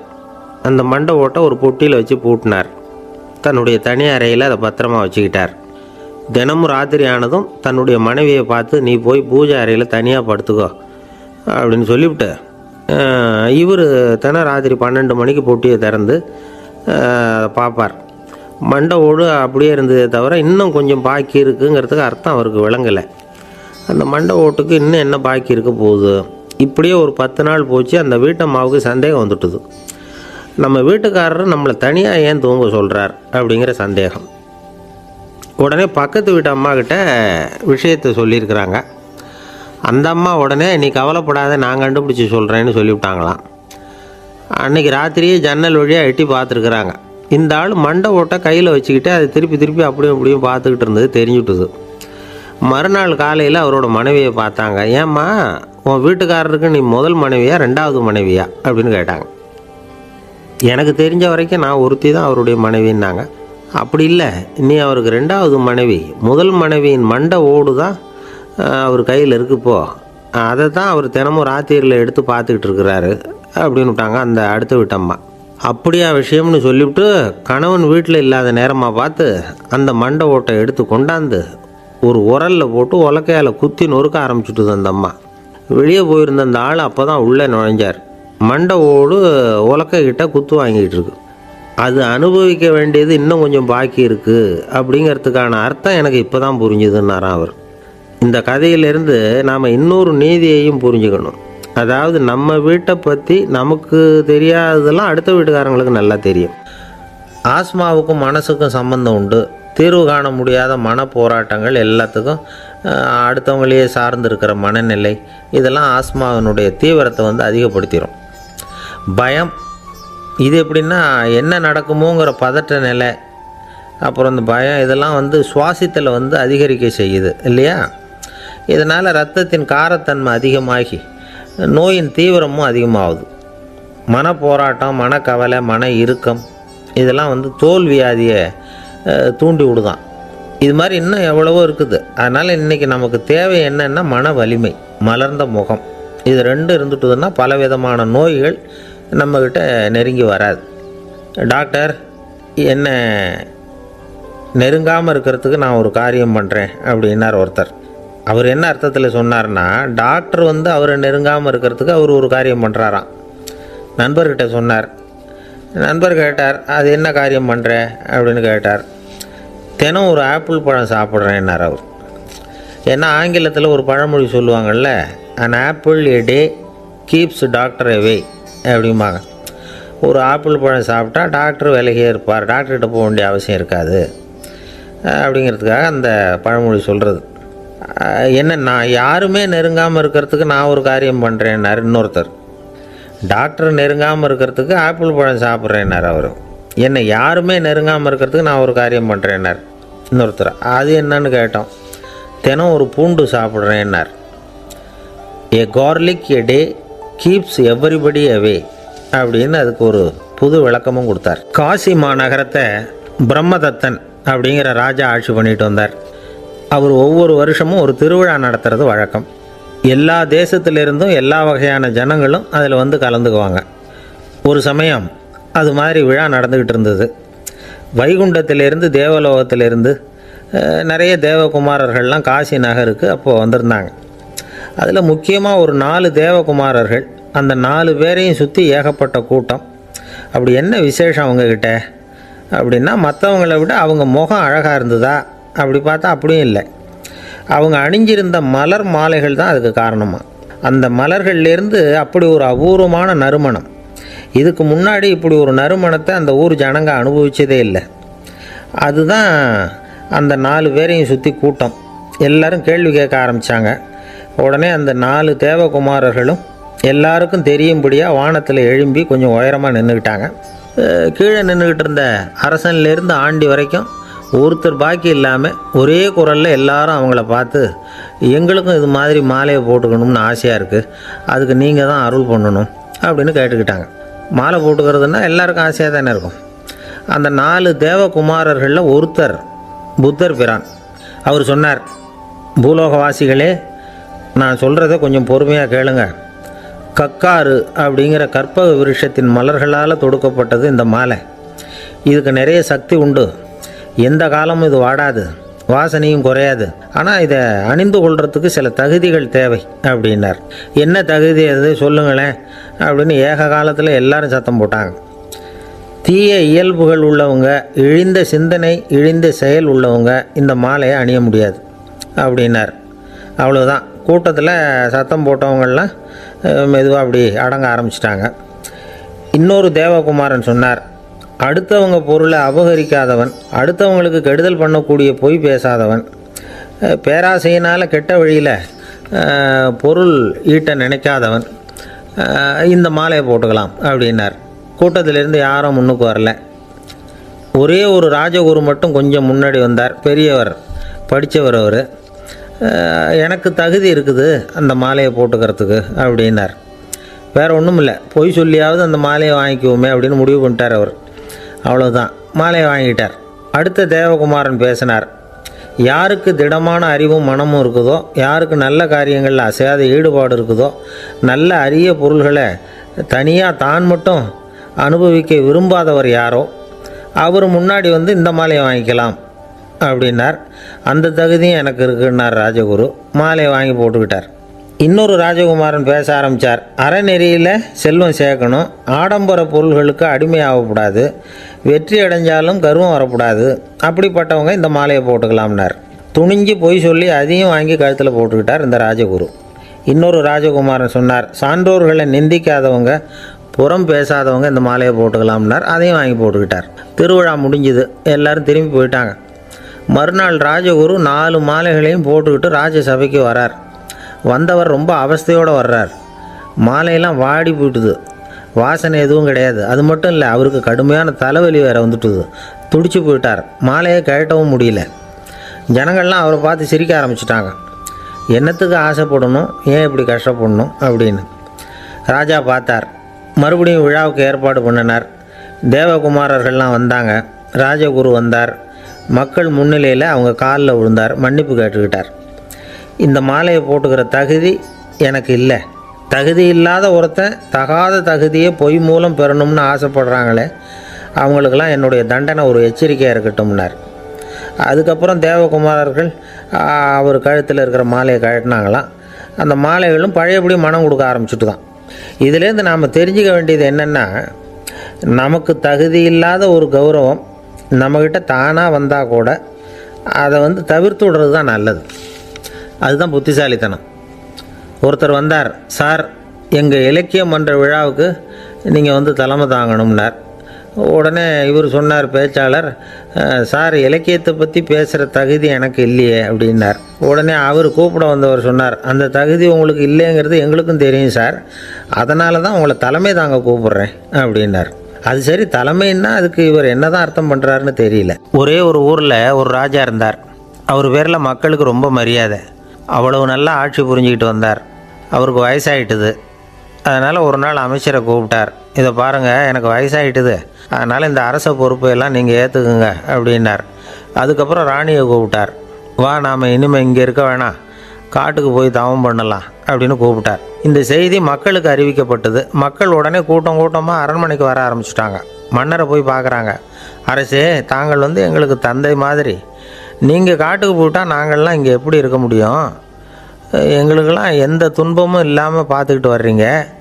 இது மாதிரியான ஒரு அரசாட்சி இல்லைன்னா மக்கள் வந்து வாழ்ந்து என்ன பயன் அப்படின்னாங்க. இருந்தாலும் என்ன பண்ணுறது, வயசாயிட்ட காரணத்தினால இந்த முடிவுக்கு வர வேண்டியிருக்குது அப்படின்னாரா ராஜா. அப்படின்னா நீங்கள் காட்டுக்கு போக வேணாம், நாங்கள் போகிறோம். நாங்கள் அங்கே போய் தவம் பண்ணுறோம், வழிபாடு பண்ணுறோம். கடவுள் வருவார், அவர்கிட்ட வரம் வாங்கிட்டு வந்துடுறோம் அப்படின்னாங்களாம். அப்படி சொல்லிவிட்டு உடனே எல்லோரும் காட்டுக்கு போனாங்க. நாட்டு மக்கள் எல்லாரும் ஒட்டு மொத்தமாக வந்து காட்டில் உட்காந்துக்கிட்டு தவம் பண்ணுறதை பார்த்தார் கடவுள். உடனே புறப்பட்டு வந்தார். எல்லோரும் இப்படி வந்து உட்காந்துருக்குறீங்களே, என்ன வேணும் உங்களுக்கு அப்படின்னு கேட்டார். உடனே மக்கள் எல்லாரும் ஒரு குரலில் சொன்னாங்க, சுவாமி, எங்கள் மன்னன் ரொம்ப நாளைக்கு நல்லபடியாக இருக்கணும். அவர் வந்து மகிழ்ச்சியாகவும் உடல் நலத்தோடும் இருந்தால் தான் நாங்கள் அமைதியாக வாழ முடியும் அப்படின்னாங்க. சரி, அதுக்கு என்ன செய்யணும் அப்படின்னார் ஆண்டவன். எங்கள் மன்னருக்கு இன்னும் ஒரு 100 வருஷம் ஆயுளை கொடுங்க அப்படின்னாங்க. அவ்வளவு தானே, சரி அப்படியே ஆகட்டும் அப்படின்னு சொல்லிவிட்டு ஆண்டவன் போயிட்டார். மக்கள் மகிழ்ச்சியோடு திரும்பி வந்தாங்க. மன்னா, கடவுள் வரம் கொடுத்துட்டார், நீங்கள் 100 வருஷம் வாழ போகிறீங்க அப்படின்னாங்க.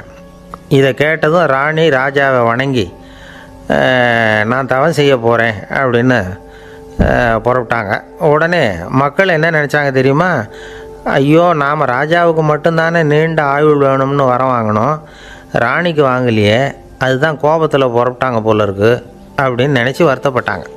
ஆனால் ராணி நினச்சது அது இல்லை. ராணி போய் தவம் பண்ணாங்க, கடவுள் காட்சி கொடுத்தார். இவங்க கேட்குறாங்க, சுவாமி, ராஜாவுக்கு மட்டும் 100 வருஷம் ஆயுள்னு வரம் கொடுத்துட்டீங்க, அப்படின்னா குடிமக்களும் 100 வருஷம் இருக்கணும். இப்படிப்பட்ட குடிமக்கள் இல்லைன்னா அப்படிப்பட்ட அரசன் இருந்து என்ன பிரயோஜனம் அப்படின்னாங்களாம். ஆண்டவன் பார்த்தார். சரி, அவங்களும் 100 வருஷம் வாழ்வாங்க, அது மட்டும் இல்லை, நீயும் 100 ஆண்டு காலம் வாழ வரமளிக்கிறேன் அப்படின்னு சொல்லிவிட்டு மறைஞ்சிட்டார். இதில் ஆண்டவன் வர்றதும் மறையிறதும் முக்கியம் இல்லை. இதில் கவனிக்க வேண்டியது ஆள்கிறவனின் விசால மனம், குடிமக்களின் விசால மனம், ஆள்கிறவன் மனைவியினுடைய விசால மனம். இப்படி ஒரு நாடு இருந்துட்டுதுன்னா எப்படி இருக்கும் வாழ்க்கை நினச்சி பாருங்கள். அதனால தான் பெரியவங்கள்லாம் சொல்கிறாங்க, இதய வாசல் திறந்தே இருக்கணும், இதயத்தின் கதவுகளை மூடாதீங்க அப்படின்னு சொல்லுவாங்க. என்கிட்ட ஒருத்தர் சொன்னார், என்னுடைய இதய வாசல் எப்போவும் திறந்தே தான் இருக்குதுன்னார். எதனால் அப்படி சொல்கிறீங்க அப்படின்னு கேட்டோம். டாக்டரே சொல்லிவிட்டார், என்னுடைய இதயத்தில் ஒரு ஓட்டை இருக்குது அப்படின்னு, வால்வு சரியில்லையா அப்படிங்கிறார். அளவுக்கு மிஞ்சினால் அமிர்தமும் நஞ்சு அப்படின்னு சொல்லுவாங்க. அது உண்மைதான். ஒருத்தருக்கு அளவுக்கு மீறிய புகழ் வந்துட்டுதுன்னு வச்சுங்க, அது கூட ஆபத்தாக போயிடுறது உண்டு. பழங்காலத்துல எல்லாம் கிரேக்க தேசத்தில் ஒரு பழக்கம் உண்டாம். அதாவது யாராவது ஒருத்தரை நாடு கடத்தணும்னா அதுக்கு ஒரு வழி உண்டு. அதாவது ஒருத்தரை நாடு கடத்தணும்னு மக்கள் விரும்புகிறாங்கன்னு வச்சுங்களேன், அவர் பேரை ஒரு மண்பாண்ட ஓட்டுச்சில்லில் எழுதி அதை ஒரு குறிப்பிட்ட பொது இடத்துல போட்டுற வேண்டியது, அவ்வளவுதான். இது மாதிரி பல பேர் போட்டுக்கிட்டே இருப்பாங்க, எல்லாம் அப்படியே குவிஞ்சு போயிடும். அந்த ஓட்டாஞ்சில்லு குவியலில் யாருடைய பேர் அதிகமாக இருக்குதோ அந்த நபரை ஒரு 10 ஆண்டுகள் நாடு கடத்தி விடுவாங்க. இது அந்த ஊர் வழக்கமாக. ஒரு நாள் அந்த குவியலுக்கு பக்கத்தில் ஒரு ஆள் நின்றுக்கிட்டு இருக்கிறான். அவன் கையில் ஒரு ஓட்டாஞ்சில்லு வச்சுருக்கிறான். அதில் யாரோட பேரையோ எழுதணும், எழுதி அந்த இடத்துல போடணுங்கிறது அவன் ஆசை. ஆனால் அவன் படிக்காதவன், அதனால் எழுத தெரியல. யாராவது அந்த வழியாக வர்றாங்களான்னு பார்த்துக்கிட்டே நின்றுக்கிட்டு இருந்தான். ஒரு பெரியவர் வந்துக்கிட்டு இருந்தார். அவர்கிட்ட ஓடினான். கையில் இருந்த மண்பாண்ட சில்லை கொடுத்தான். ஐயா, இதில் ஒரு பேர் எழுதி கொடுங்களேன்னா. அந்த பெரியவர் அதை வாங்கி கையில் வச்சுக்கிட்டு, என்ன பேர் எழுதணும் சொல்லு அப்படின்னா. இவன் சொன்னான், அரிஸ்டைடிஸ் அப்படின்னு எழுதுங்க அப்படின்னா. இதை கேட்டதும் அந்த பெரியவருக்கு அதிர்ச்சி. ஏன்னா அவர் தான் அரிஸ்டைடிஸ், தத்துவ மேதை அரிஸ்டைடிஸ் அவர். இருந்தாலும் நான் தான் அதுங்கிறத காட்டிக்காமல் அந்த ஆளுகிட்ட கேட்டார், அது சரிப்பா, அரிஸ்டைடிஸுங்கிற பேரை எழுத சொல்கிற, அவர் உனக்கு என்ன கெடுதல் பண்ணார், அவர் பேரை இதில் எழுத சொல்கிறியே அப்படின்னு கேட்டிருக்கார். அதுக்கு இவன் சொன்னானா, அவர் எனக்கு எந்த கெடுதலும் பண்ணலை, அவரை நான் பார்த்தது கூட இல்லை அப்படின்ட்டுருக்கான். அப்புறம் எதுக்காக அவரை நாடு கடத்தணும்னு நீ ஆசைப்படுற அப்படின்னு கேட்டிருக்கார். இப்போ அந்த ஆள் சொல்கிறான், அரிஸ்டைடஸை பற்றி எல்லாரும் பேசுகிறாங்க, அவர் ரொம்ப நல்லவர், அவர் ஒரு பெரிய அறிவாளிங்கிறாங்க, அவர் ஒரு பெரிய வள்ளல், பேரறிஞர், இப்படி எல்லாரும் சொல்கிறத கேட்டு கேட்டு எனக்கு ரொம்ப அலுத்து போயிட்டுது, அதனால தான் வெறுப்பாயிட்டேன் அப்படின்னு நானும். இதிலேருந்து என்ன தெரியுது, நாம் நல்லவனாக இருக்கிறதுல ஒன்றும் இடைஞ்சல் இல்லை. ஆனால் நம்மளை நல்லவன் நல்லவன் எல்லாரும் சொல்ல ஆரம்பிச்சிட்டாங்கன்னு வச்சுக்கோங்க, அப்போ இடைஞ்சல் ஆரம்பம்னு அர்த்தம். எதுவுமே அளவுக்கு மிஞ்சி போகாமல் பார்த்துக்க வேண்டியது ரொம்ப அவசியம். அளவுக்கு அதிகமாக ஆசைப்படாதவங்களில் ஆப்ரஹாம் லிங்கனும் ஒருத்தரான். அவர் ஒரு தடவை தன்னுடைய நண்பர்கள்கிட்ட பேசிக்கிட்டு இருந்தாராம். ஒருத்தர் கேட்டிருக்கார், ஒரு மனுஷனுக்கு கால்கள் எவ்வளோ உயரம் இருக்கணும் அப்படின்னு கேட்டாராம். இதுக்கு ஆப்ரஹாம் லிங்கன் சொன்னாராம், அது என்ன, இடுப்புலேருந்து தரையை தொடுற அளவுக்கு உயரம் இருந்தால் போதும் அப்படின்னாராம். ஒரு ஜென் துறவி, அவருக்கு ரொம்ப வயசாகிட்டுது, கடைசி காலம். நண்பர்களெல்லாம் கூப்பிட்டார். நண்பர்களே, நான் வித்தியாசமான முறையில் சாகணும்னு ஆசைப்படுறேன், அதுக்கு ஏதாவது யோசனை சொல்லுங்களேன் அப்படின்னு கேட்டாராம். நண்பர்கள் சிரித்தாங்க. என்ன பேச்சு பேசுகிறீங்க, சாவறதுங்கிறது என்ன விளையாட்டு கத்தனமான காரியமா அப்படின்னு கேட்டிருக்காங்க. அந்த துறவி கொஞ்ச நேரம் யோசனை பண்ணார். அப்புறம் கேட்டாராம், இது வரைக்கும் யாராவது நடந்துக்கிட்டே இறந்துருக்குறாங்களா அப்படின்னாராம். எல்லாரும் இல்லைன்னாங்களாம். ஒருத்தர் மட்டும் சொல்லியிருக்கார், அப்படியும் ஒருத்தர் இறந்துருக்கிறதாக ஒரு கதையில் படிச்சிருக்கிறேன், ஒரு ஞானியால் தான் அப்படியெல்லாம் செய்ய முடியும் அப்படின்னு அவர் சொன்னாராம். சரி, அப்படின்னா அந்த முறை நமக்கு வேணாம், நின்றுக்கிட்டே யாராவது உயிரை விட்டுருக்காங்களா அப்படின்னு விசாரித்தாராம். அப்படியும் ஒருத்தர் இறந்துருக்கிறார் அப்படின்னாங்களாம். மறுபடியும் அந்த துறவி யோசனை பண்ணியிருக்கிறார், ஏதாவது வித்தியாசமான முறையில் நாம் போகணும் அப்படிங்கிறது அவருடைய விருப்பம். மனிதன் எப்படி வாழ்கிறானோ அப்படி இறப்பது தான் நல்லது. சரி, யாராவது தலைகீழாக யோகம் செய்யும் நிலையில் இறந்துருக்கிறாங்களா அப்படின்னு விசாரித்தாராம். நண்பர்கள் சிரித்தாங்க. தலைகீழாக நின்னபடி இறந்ததாக நாங்கள் கேள்விப்பட்டதே இல்லை, அது முடியாத காரியம் அப்படின்ட்டுருக்காங்க. இப்போ அந்த துறவிக்கு திடீர்னு உற்சாகம் வந்துட்டுது. உடனே எழுந்திரிச்சார், தலைகீழாக நின்னார், அப்படியே உயிரை விட்டுட்டார். அவ்வளோதான். அந்த மடாலயத்தில் ஒரே குழப்பம். எப்படி அவரை கீழே இறக்கி படுக்க வைக்கிறது அப்படின்னு புரியல. இப்படி உயிர் விடுறதை பற்றி அவங்க இது வரைக்கும் கேள்விப்பட்டதும் இல்லை. உண்மையிலேயே இவர் இறந்து தான் போனாராங்கிறதும் தெரியல. சோதித்து பார்த்தாங்க. இதய துடிப்பு, நாடி துடிப்பு எல்லாம் நின்று போயிருந்தது. இவர் எப்பவும் இப்படி தான், என்ன பண்ணுறது இப்போது அப்படின்னு சொல்லி எல்லோரும் குழம்பிக்கிட்டு இருக்கிற சமயத்தில் ஒரு பெரிய ஒரு யோசனை சொன்னார். இந்த துறவியோட மூத்த சகோதரி பக்கத்து மடாலயத்தில் இருக்கிறாங்க, அவங்கள இங்கே அழைச்சிட்டு வந்தால் ஏதாவது வழி கிடைக்கும் அப்படின்னார். அந்த அம்மாவுக்கு 90 வயசு. அழைச்சிட்டு வந்தாங்க. ஒரு குச்சியை ஊன்றிக்கிட்டு அப்படியே மெதுவாக நடந்து வந்தாங்க. தம்பி தலைகீழாக நின்று உயிர் விட்டு இறக்கிறத பார்த்தாங்க. தம்பின்னு கூப்பிட்டு பார்த்தாங்க, ஒன்றும் காணோம். உடனே என்ன பண்ணாங்க, தன்னுடைய கைத்தடியால் தம்பியோட உடலை ஒரு தட்டு தட்டினாங்க. ஏப்பா சாகிறப்பவும் உன்னுடைய குறும்புத்தனத்தை விடலையா?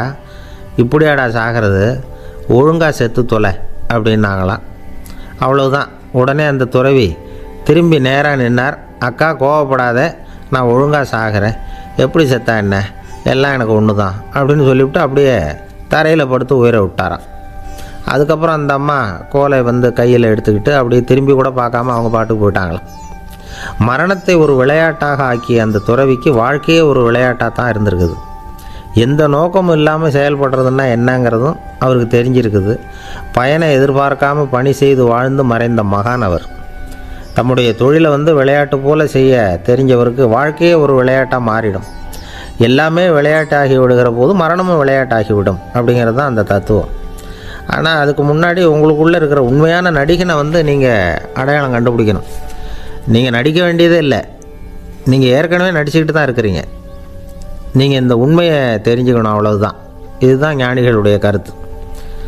நீங்கள் தெருவில் நடந்து போயிட்டுருக்கிறீங்க, எதிரில் வர்றவர் உங்களை பார்த்து எப்படி இருக்கிறீங்கன்னு கேட்குறார். நல்லா இருக்கிறேங்கிறீங்க. உண்மையிலேயே நாம் நல்லா இருக்க மாட்டோம், ஏதாவது உடம்புல கோளாறு இருக்கும். ஆனால் அப்படி சொல்லுவோம், நல்லா இருக்கிறேன் அப்படின்னு. அது நடிப்பு தானே. உங்களை சந்தித்ததில் ரொம்ப மகிழ்ச்சி அப்படின்னு சொல்கிறோம். உடனே கொஞ்சம் நிதானமாக யோசித்து பாருங்கள், உண்மையிலேயே உங்கள் மனசு மகிழ்ச்சி அடைஞ்சுட்டுதா? அது நடிப்பு தானே. வாழ்க்கையை சரியாக புரிஞ்சுக்கிட்டால் எல்லாமே நடிப்புங்கிறது புரியும். கல்யாண பத்திரிக்கை அனுப்பியிருந்தேனே, ஏன்டா வரலன்னு கேட்டான் ஒருத்தன். வந்திருந்தேனே அப்படின்னானா இவன். டேய் ஏன்டா போய் சொல்கிற, நான் பத்திரிக்கையே உனக்கு அனுப்பலையே அப்படின்ட்டுருக்கான் அவன். அதுக்கு இவன் சொன்னானா, பத்திரிக்கை அனுப்புனேன்னு நீ போய் சொல்கிறப்போ கல்யாணத்துக்கு வந்தேன்னு நான் போய் சொல்லக்கூடாதா அப்படின்னானா. ஒரு பெரிய பியானோ கலைஞர் வியன்னாவில் இருந்தார். ரொம்ப புகழ்பெற்ற இசை கலைஞர் அவர். இங்கிலாந்து மகாராணி விக்டோரியா அவருடைய சங்கீதத்தை கேட்கணும்னு ஆசைப்பட்டாங்க. அவரை அரண்மனைக்கு கூப்பிட்டாங்களாம். பியானோ வாசிக்க சொல்லி கேட்டாங்களாம். இவரும் ரொம்ப பிரமாதமாக வாய்ச்சி காட்டியிருக்கார். உடனே பாராட்டி பரிசுகள்லாம் கொடுத்து அனுப்புனாங்களாம். அந்த இசையை கேட்குறதுல அரசிக்கு ரொம்பவும் ஆர்வம் உண்டு. அதனால் அதுக்கப்புறமும் அந்த கலைஞர் அடிக்கடி அரண்மனைக்கு வர வேண்டிய அவசியம் ஏற்பட்டது. ஏன்னா அரசி கூப்பிட ஆரம்பித்தாங்க. இவர் போகணும், அங்கே இசை நிகழ்ச்சி நடத்தணும். இவர் அங்கே பாடி வாசிக்கிறது உண்டு. ஒரு தடவை மகாராணி அவரை பார்த்து, உங்கள் நாட்டு தேசிய கீதம் பாடுங்களேன் அப்படின்னு கேட்டாங்களாம். உடனே அவர் தன்னுடைய நாடான ஆஸ்திரியாவின் தேசிய கீதத்தை பாடியிருக்கிறார். அவர் பாட ஆரம்பித்த உடனே மகாராணி எழுந்திரிச்சு நின்னாங்களாம். அதுக்கு மரியாதை செலுத்துகிற நோக்கத்தோடு பாட்டு முடிகிற வரைக்கும் அப்படியே நின்றுக்கிட்டு இருந்தாங்களாம். இதுதான் அந்த அரசியினுடைய பெருந்தன்மை. அதாவது நாட்டுப்பற்றுங்கிறது அந்த அளவுக்கு அப்படி இருக்கணும். இப்படி ஒரு அரசியே நம்ம நாட்டு தேசிய கீதத்துக்கு எழுந்திரிச்சு நின்று மரியாதை செலுத்துகிறாங்க அப்படிங்கிறத புரிஞ்சிக்கும் பொழுது அந்த முதிய கலைஞரின் மகிழ்ச்சிக்கு அளவே இல்லையாம். அதுக்கப்புறம் அந்த பியானோ கலைஞர் ஒரு நாள் தன்னுடைய நண்பர் ஒருத்தர்கிட்ட பேசிக்கிட்டு இருந்தாராம். அப்போ சொன்னாராம், மகாராணியார் எனக்கு எவ்வளவோ பரிசுகள்லாம் கொடுத்துருக்குறாங்க. ஒரு தடவை எனக்கு வைரக்கல் பதித்த அணி ஒன்றை கூட பரிசாக கொடுத்தாங்க. ஆனால் அதை விட உயர்ந்த விலை மதிக்க முடியாத அணி என்ன தெரியுமா? நான் என்னுடைய நாட்டு தேசிய கீதத்தை நான் பாடுறப்போ அவங்க எழுந்திரிச்சு நின்று மரியாதை செலுத்தினாங்களே, அதுதான் எனக்கு கிடைச்ச மிகப்பெரிய பரிசு அப்படின்னாராம். எனக்கு தெரிஞ்ச சங்கீத வித்வான் ஒருத்தர் இருக்கார். சமீபத்தில் ஒரு நாள் அவரை பார்த்தேன். எப்படி போயிட்டுருக்கு உங்கள் தொழில் அப்படின்னு கேட்டேன். ரொம்பவும் வித்தியாசமாக போயிட்டுருக்குங்க அப்படின்னார். என்ன சொல்கிறீங்க அப்படின்னேன். முன்னாடியெல்லாம் நான் பாடினா எதிரில் இருக்கிறவங்க தான் எழுந்திரிச்சு போயிட்டு இருந்தாங்க. இப்போ எப்படின்னா நான் பாட ஆரம்பிச்சுட்டா உடனே பக்கவாத்தியக்காரனே எழுந்திரிச்சு போயிடுறான் அப்படின்னார் ரொம்ப வேதனையோட. பொங்கல் திருநாள், பொங்கல் திருநாள்னா இது ஏதோ அறுவடை திருநாள் அப்படின்னு சொல்லுவோம். அதாவது வருஷம் பூரா நாம் பாடுபட்டு அதனுடைய பலனை அனுபவிக்கிற நாள் அப்படிங்கிறது நாம் சொல்லிகிட்டு இருக்கிறது. இது முக்கியமாக இது ஒரு நன்றி அறிவிப்பு நாள் அப்படின்னு சொல்லுவாங்க. இன்றைக்கி நிறைய நன்றி அறிவிப்பு கூட்டம்லாம் நடந்துக்கிட்டு இருக்குல்ல, அது மாதிரி விவசாயிகள் நடத்துகிற ஒரு நன்றி அறிவிப்பு விழா இது. யாருக்கு நன்றி சொல்கிறாங்கன்னா ஆதவனுக்கு. அதாவது சூரியன் இல்லைன்னா விவசாயம் இல்லை. அதனால் ஆதவனுக்கு நன்றி செலுத்துகிற நாளாக இந்த பொங்கல் திருநாளை நாம் கொண்டாடுறோம்.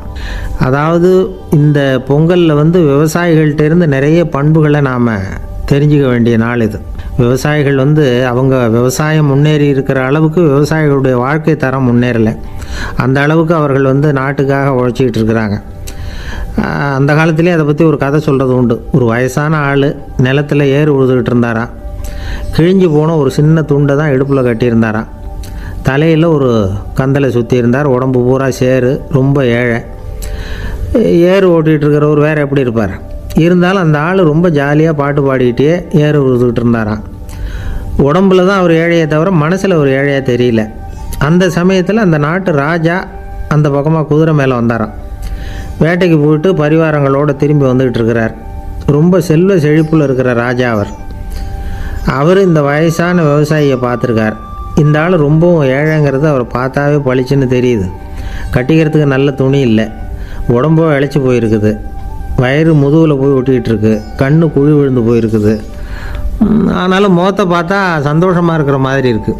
இவ்வளோ உற்சாகமாக பாடிக்கிட்டு இருக்கிறாரே அப்படின்னு ஆச்சரியமாக நினச்சி பார்த்தார் அந்த ராஜா. சரி, அவர்கிட்ட கொஞ்சம் பேச்சு கொடுத்து பார்க்கலாம் அப்படின்னு முடிவு பண்ணார். ஐயா பெரியவரே, இப்படி கொஞ்சம் வர முடியுமான்னாராம். பொழுது போகிறதுக்குள்ளே நான் இந்த வயல் பூரா உழவு ஓட்டி ஆகணும், அதனால் பேசுகிறதுக்கு நேரம் இல்லை அப்படின்னாராம் அந்த பெரியவர். என்ன அவ்வளவு அவசரமாக? மீதி இருந்தால் நாளைக்கு உழுதக்கூடாதா? அது சரி, உனக்கு எத்தனை ஏக்கர் நிலம் இருக்குது அப்படின்னு விசாரிச்சிருக்கார் ராஜா. எனக்குன்னு சொந்தமாக உள்ளங்கை அளவு கூட நிலம் கிடையாது. இது எங்கள் முதலாளியோட நிலம். இதை பூராவும் உழுது முடித்தாதான் அவர் கூலி கொடுப்பார். நான் கூலிக்கு உழுதுகிட்டு இருக்கிறேன். உங்ககிட்ட பேசிக்கிட்டு இருந்தால் அவருக்கு துரோகம் பண்ணது மாதிரி ஆகிடும் அப்படின்னாராம். ராஜா குதிரையை விட்டு கீழே இறங்கினார். வரப்பில் நடந்து அந்த பெரியவர்கிட்டே போனாராம். சரி, ஒரு நாள் பூரா உழுதா உனக்கு எவ்வளவு கூலின்னு கேட்டிருக்கார். 8 அணா கூலி கிடைக்கும்னாராம் அவர். இது ரொம்ப காலத்துக்கு முன்னாடி நடந்த ஒரு சம்பவங்கிறதுனால அப்போ 8 அணா கூலிங்கிறது ரொம்ப பெருசு.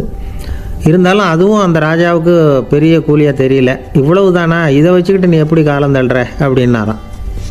ஒன்றும் கவலை இல்லை அப்படின்னாராம் அவர். ராஜாவுக்கு ரொம்ப ஆச்சரியமாக போச்சு. 8 அணா கூலி வாங்குகிற இந்த ஆள் கவலை இல்லாமல் இருக்கிறார், ஏராளமான வசதியோடு இருக்கிறன்னா கவலை இல்லாமல் வாழ முடியலையே அப்படின்னு நினச்சி பார்த்துருக்கார். அது சரி, 8 அணாவில் எப்படி குடும்பம் நடத்துகிற அப்படின்னு கேட்டாராம். எனக்கு கிடைக்கிற 8 அணாவில் 2 அணா குடும்பத்துக்கு செலவழிக்கிறேன், 2 அணா பழைய கடனுக்கு கொடுக்குறேன், 2 அணா தர்மம் செய்கிறேன், 2 அணா வட்டிக்கு கொடுக்குறேன், ஒரு குறையும் இல்லைன்னாராம். ராஜாவுக்கு ஒன்றும் புரியல. எனக்கு ஒன்றும் புரியலேன்னு இருக்கார். ஐயா, எனக்கும் என் மனைவிக்கும் 2 அணா செலவாகுது. வயசான அம்மா அப்பா இருக்கிறாங்க, சின்ன வயசில் என்னை காப்பாற்றினவங்க அவங்க. அந்த கடனுக்கு 2 அணா செலவாகுது, அது பழைய கடன். என் தங்கச்சி ஒருத்தி ஆதரவு இல்லாத நிலைமையில் தன்னுடைய மகனோட என் வீட்டில் இருக்கிறா. அவளுக்கும் அவள் மகனுக்கும் 2 அணா செலவு பண்ணுறேன், அது தர்மம். எனக்கு 2 பிள்ளைங்க இருக்கிறாங்க, அவங்களுக்கு 2 அணா செலவு பண்ணுறேன், அது வட்டிக்கு கொடுக்கறது மாதிரி. பிற்காலத்தில் அவங்க எங்களை காப்பாற்றுவாங்க. அந்த வகையில் நான் திருப்தியோடு வாழ்ந்துக்கிட்டு இருக்கிறேன் அப்படின்னாராம். ராஜாவுக்கு அர்த்தம் புரிய ஆரம்பிச்சுதான். அந்த பெரிய நிலத்தை விலை கொடுத்து வாங்கி அந்த பெரியவருக்கே தானமாக கொடுத்துட்டாராம். இப்போ உழுதவருக்கே நிலம் சொந்தமாயிட்டுது. அன்னையிலேருந்து அரசனுக்கும் ஆறுதல் கிடைச்சிதான். இப்படி ஒரு கதை சொல்லுவாங்க. 8 அணா வருமானத்தை வச்சுக்கிட்டு எப்படி காலத்தை தள்ளுறதுன்னு சொல்கிறதுக்காக இந்த கதையை சொல்கிறதாக யாரும் தப்பாக நினச்சிக்கக்கூடாது. கிடைக்கிறத எப்படி பங்கு போடுறார், எப்படி திருப்தியாக வாழறார் அப்படிங்கிறது தான் முக்கியம். அது மாதிரி இன்றைக்கு இந்த பொங்கல் திருநாளில் உழவர்கள் மனசு மகிழ்ச்சியாக இருந்ததுன்னா அது எல்லாரும் மகிழ்ச்சியாக இருக்கிறது மாதிரி அர்த்தம். அதனால் அவர்கள்ட்டேருந்து நாம் பாடம் கற்றுக்கணும். சில உழவர்கள் தங்கள் நிலத்தில் விளையிறத தாங்கள் சாப்பிட மாட்டாங்க, அடுத்தவங்கள்ட்ட விற்றுட்டு சந்தையில் போய் வேறு அரிசி வாங்கிட்டு வந்து தான் இவங்க சாப்பிடுவாங்க. அப்படிப்பட்ட விவசாயிகள்லாம் இது உண்டு. பங்கிடுகிற பண்பை உழவர்கள்ட்டேருந்து கற்றுக்கொள்ளுங்கள் அப்படிம்பாங்க. ஒரு ஆள் நிம்மதியாக மகிழ்ச்சியாக இருந்தானா, உங்கள் நிம்மதிக்கும் மகிழ்ச்சிக்கும் என்ன காரணம்னு கேட்டிருக்கார் இன்னொருத்தர். என்கிட்ட இருந்தது பூராவையும் என் பிள்ளைங்களுக்கு சமமாக பங்கு போட்டு கொடுத்துட்டேன், எனக்குன்னு எதுவுமே வச்சுக்கல, அதுதான் நிம்மதிக்கு காரணம்ன்றிருக்கான். உங்ககிட்ட இருந்தது எவ்வளவு இருந்தது அப்படின்னு கேட்டிருக்காரு அவர். மொத்தமாக ஒரு 50,000 ரூபா இருக்கும் அப்படின்னு இருக்கான். அவ்வளவும் பணமாகவே இருந்ததா அப்படின்னு கேட்டிருக்காங்க அவங்க. இல்லைங்க, அவ்வளவும் கடன், அதை தான் பிரித்து கொடுத்துருக்கேன் பிள்ளைங்கக்கிட்ட அப்படின்னு நானா. அவன் எது ரொம்பவும் கஷ்டமான காரியம் அப்படின்னு கேட்டார் ஒருத்தர். ஒருத்தருக்கு ஒருத்தர் சண்டை போடாமல் இருக்கிறது தான் ரொம்ப கஷ்டமான காரியம் அப்படின்னு தோணுது. ஒரு நாட்டுக்கும் இன்னொரு நாட்டுக்கும் சண்டை, நாட்டுக்குள்ளேயே ஒரு குரூப்புக்கும் இன்னொரு குரூப்புக்கும் சண்டை. ஏன் சண்டை போட்டுக்கிறீங்கன்னு கேட்டு பாருங்கள். நாங்கள் சமாதானத்துக்காக தான் சண்டை போட்டுக்கிறோம் அப்படிம்பாங்க. வாழறதுக்காக பிறந்த மனுஷன் லட்சியத்துக்காக உயிரை விட தயார் அப்படின்னு சொல்லிகிட்டு இருப்பான். அப்படி உயிரை விடுறவங்கள நாமளும் பாராட்டுவோம். ஆனால் ஒன்றும் இல்லாத விஷயங்களுக்கெல்லாம் சண்டை போடுறவங்களெல்லாம், அப்படிப்பட்டவங்களையும் சரி உயிரை விடுறவங்களையும் சரி என்னென்னு சொல்கிறது, யுத்தங்களாலேயும் சண்டைகளாலேயும் நாம் அடையிறது என்னங்கிறது ஒரு பக்கம் இருக்கட்டும், இழக்கிறது என்ன தெரியுமா? ஏராளமான உயிர்கள். ரத்தம் சிந்துறதுக்கு நான் தயார் அப்படின்னு மார்தட்டி சொல்லலாம். ஆனால் ரத்தம் சிந்தினா உயிர் காத்துக்கிட்டு இருக்க தயார் இல்லை. அதாவது உயிர் நமக்காக காத்துக்கிட்டு இருக்க தயார் இல்லை. இழக்கிற ரத்தத்தை ஈடுகட்டினா தான் உயிரை காப்பாற்ற முடியும். அதனால் இது சம்மந்தமாக ஆராய்ச்சி செய்கிற கட்டாயம் ஏற்பட்டு போச்சு. அதோட விளைவாக புதுசாக ஒன்றை கண்டுபிடிச்சிருக்கிறாங்க. அதுதான் செயற்கை ரத்தப்பொடி. இப்போ இந்த திடீர் சாம்பார் பொடி, திடீர் ரசப்பொடி, திடீர் காப்பி பொடி இப்படிலாம் சொல்கிறோம்ல, அது மாதிரி இது திடீர் ரத்தப்பொடி. இஸ்ரேல் ஒரு சின்ன நாடு, மக்கள் தொகை குறைச்சல், அதோட போர்கள் வேறு. அதனால் காயம்பட்டவங்களை காப்பாற்றியே தீர வேண்டிய கட்டாயம். காப்பாற்றணும்னா ரத்த இழப்பை தடுக்கணும். அப்படின்னா உடனடியாக புது ரத்தம் செலுத்தி ஆகணும். திடீர்னு ரத்தம் வேணும்னா எங்கே போகிறது? அதுவும் கிடைக்கிற ரத்தம் சேர்கிற குரூப்பாக இருக்கணும். ஒரு வேடிக்கை பார்த்தீங்களா, நான் வேறு குரூப்பு நீ வேறு குரூப்புன்னு இவன் சண்டை போடுறான். இதில் அடிப்பட்டவனுக்கு ரத்தம் கொடுக்க போனால் அதுலேயும் அது வேறு வேறு குரூப்பாக இருக்குது. அது ரத்தமும் வேறு வேறு குரூப்புன்னு சொல்லிகிட்டு இருக்குது. எந்த குரூப்பு ரத்தம் வேணும், அது உடனடியாக கிடைக்கலன்னா என்ன பண்ணுறது? இப்படிப்பட்ட கஷ்டம்லாம் நமக்கு வந்துடுது. இதுக்காக தான் விஞ்ஞானிகள் இந்த ரத்த பொடியை கண்டுபிடிச்சிருக்கிறாங்க. அதாவது ஒரு ஆள் அடிபட்டு போட்டான்னு வச்சுங்களேன், அவனுக்கு ரத்தம் கிடைக்கல, உடனே என்ன பண்ணலாம்? இந்த சுத்தப்படுத்தப்பட்ட தண்ணீரை கொஞ்சம் எடுத்துக்க வேண்டியது, அதில் இந்த ரத்த பொடியை கரைக்க வேண்டியது. இப்போ இந்த செயற்கை ரத்தம் தயாராகிட்டுது. இதை அந்த ஆள் உடம்புல ஏற்றி விட்டுற வேண்டியது. இயற்கையாக நம்ம உடம்பில் இருக்கிற ரத்தம் என்னென்ன வேலை செய்யுதோ அதே வேலையை இதுவும் செய்யும். அதாவது ஆக்சிஜனை உடம்புல எல்லா இடத்துக்கும் எடுத்துகிட்டு போகுது. அந்த வேலையை இந்த செயற்கை ரத்தமும் செஞ்சுருது. ஆனால் ஒரு விஷயம், இந்த செயற்கை ரத்தம் ஒரு அவசரத்துக்கு தான் உபயோகப்படுத்தலாம், ஒரு முதல் உதவி மாதிரி. அதை அப்படியே நிரந்தரமாக விட்டுற முடியாது. பின்னாடி தேவையான குரூப்பு உண்மையான ரத்தம் கிடைச்ச உடனே அதை செலுத்திக்கணும். உண்மையான ரத்தத்தை 20லேருந்து 40 நாள் வரைக்கும் தான் பாதுகாக்க முடியும். அதுவும் குளிர்பதன பெட்டியில். அதுக்குள்ளே உபயோகப்படுத்தலைன்னா அது வீணாக போயிடும். இந்த ரத்த பொடி அப்படி இல்லை, எவ்வளோ நாள் வேணும்னாலும் அப்படியே வச்சுருக்கலாம். குளிர்பதன பெட்டியும் தேவையில்லை. ஆனால் ஒன்று, இது தண்ணியில் கலந்து செயற்கை ரத்தமாக ஆக்கிவிட்டா அதோட வலு 72 மணி நேரம் தான். அதாவது 3 நாள். அதுக்குள்ளே அந்த ஆசாமியை எங்கேயாவது ஆஸ்பத்திரிக்கு தூக்கிட்டு போய் உண்மையான ரத்தத்தை கொடுத்துடணும்.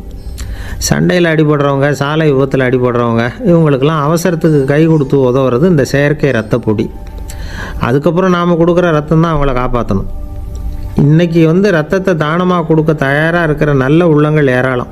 எவ்வளவு ஆக்சிடெண்ட்டு, ஆப்ரேஷன், இதில் சம்மந்தப்பட்டவங்களை காப்பாற்றுறது நாம் தானமாக கொடுக்குற ரத்தம் தானே.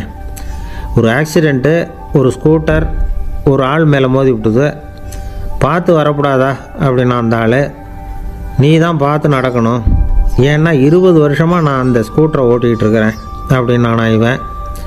இதுக்கு அவன் சொன்னானா, நீ தான் பார்த்து ஓட்டணும், ஏன்னா 40 வருஷமாக நான் இப்படி நடந்துக்கிட்டு இருக்கிறேன் அப்படின்னு நானா. ஒரு ஊரில் ஒரு ராஜா இருந்தார். பெரிய அரண்மனையில் தான் இருக்கிறார். எல்லா வசதியும் இருந்தது. இருந்தாலும் அவர் எல்லாரும் சொல்கிறது எப்படி தெரியுமா? பிச்சைக்கார ராஜா. அப்படி ஒரு பேர் அவருக்கு நிலச்சி போச்சு. ஜனங்களும் சரி, மற்ற தேசங்களில் உள்ளவங்களும் சரி, அவர் அந்த பேர் சொல்லியே குறிப்பிடுறது வழக்கமாக போட்டுது. இது அவருக்கு ரொம்ப கவலையாக போச்சு. என்ன இது, நம்மளை தேடி வர்றவங்களுக்கெல்லாம் நாம் சோறு போடுறோம், நம்ம புகழ்ந்து பாடல் ஏற்றி கொண்டு வர்ற புலவர்களுக்கெல்லாம் அவங்க எப்படி வந்தாலும் ஒருவேளை சோறு போடணுங்கிறது உத்தரவு. இவ்வளவுலாம் செஞ்சும் நம்மளை போய் பிச்சைக்கார ராஜான்னு எல்லாரும் சொல்கிறாங்களே, அது ஏன் எதுக்காக இப்படி சொல்கிறாங்க? இதுதான் ராஜாவுக்கு குழப்பம். சரி, இதை பற்றி நம்ம அமைச்சர்கள்கிட்ட கேட்கலாமா அப்படின்னு யோசனை பண்ணார். இந்த விஷயத்தை போய் அவங்கக்கிட்ட எப்படி கேட்குறதுன்னு அவருக்கு தயக்கமாக இருந்தது. கௌரவ குறைச்சலாக தெரிஞ்சுது அவருக்கு. சரி, சாதாரண குடிமக்கள்கிட்ட இதை பற்றி கேட்கலாமா அப்படின்னு யோசனை பண்ணார். கேட்கலாம், ஆனால் அவங்க யாரும் ராஜா முன்னாடி வந்து நின்று தைரியமாக பேசக்கூடிய அளவுக்கு இல்லை. ராஜாவோட குழப்பம் நாளுக்கு நாள் அதிகமாக போச்சு. கடைசியாக அவர் ஒரு முடிவுக்கு வந்தார். அதாவது இதை பற்றி ஒரு பிச்சைக்காரங்கிட்டே கேட்டு பார்த்துட்டா என்ன. இதுதான் அவர் பண்ண முடிவு. உடனே மாறு வேஷம் போட்டுக்கிட்டு நகர்வலம் போனார். ஒரு பிச்சைக்காரனை கண்டுபிடிச்சார். இதை பாருப்பா, நம்ம ராஜாவை எல்லாரும் பிச்சைக்கார ராஜான்னே சொல்கிறாங்களே, அதுக்கு என்ன காரணமாக இருக்கும் அப்படின்னு கேட்டார். அதுக்கு அவன் சொல்கிறான், இதுக்கான பதிலை இன்னும் ஒரு 30 நாளில் சொல்கிறேன் அப்படின்னா. உடனே இவருக்கு சந்தோஷம்.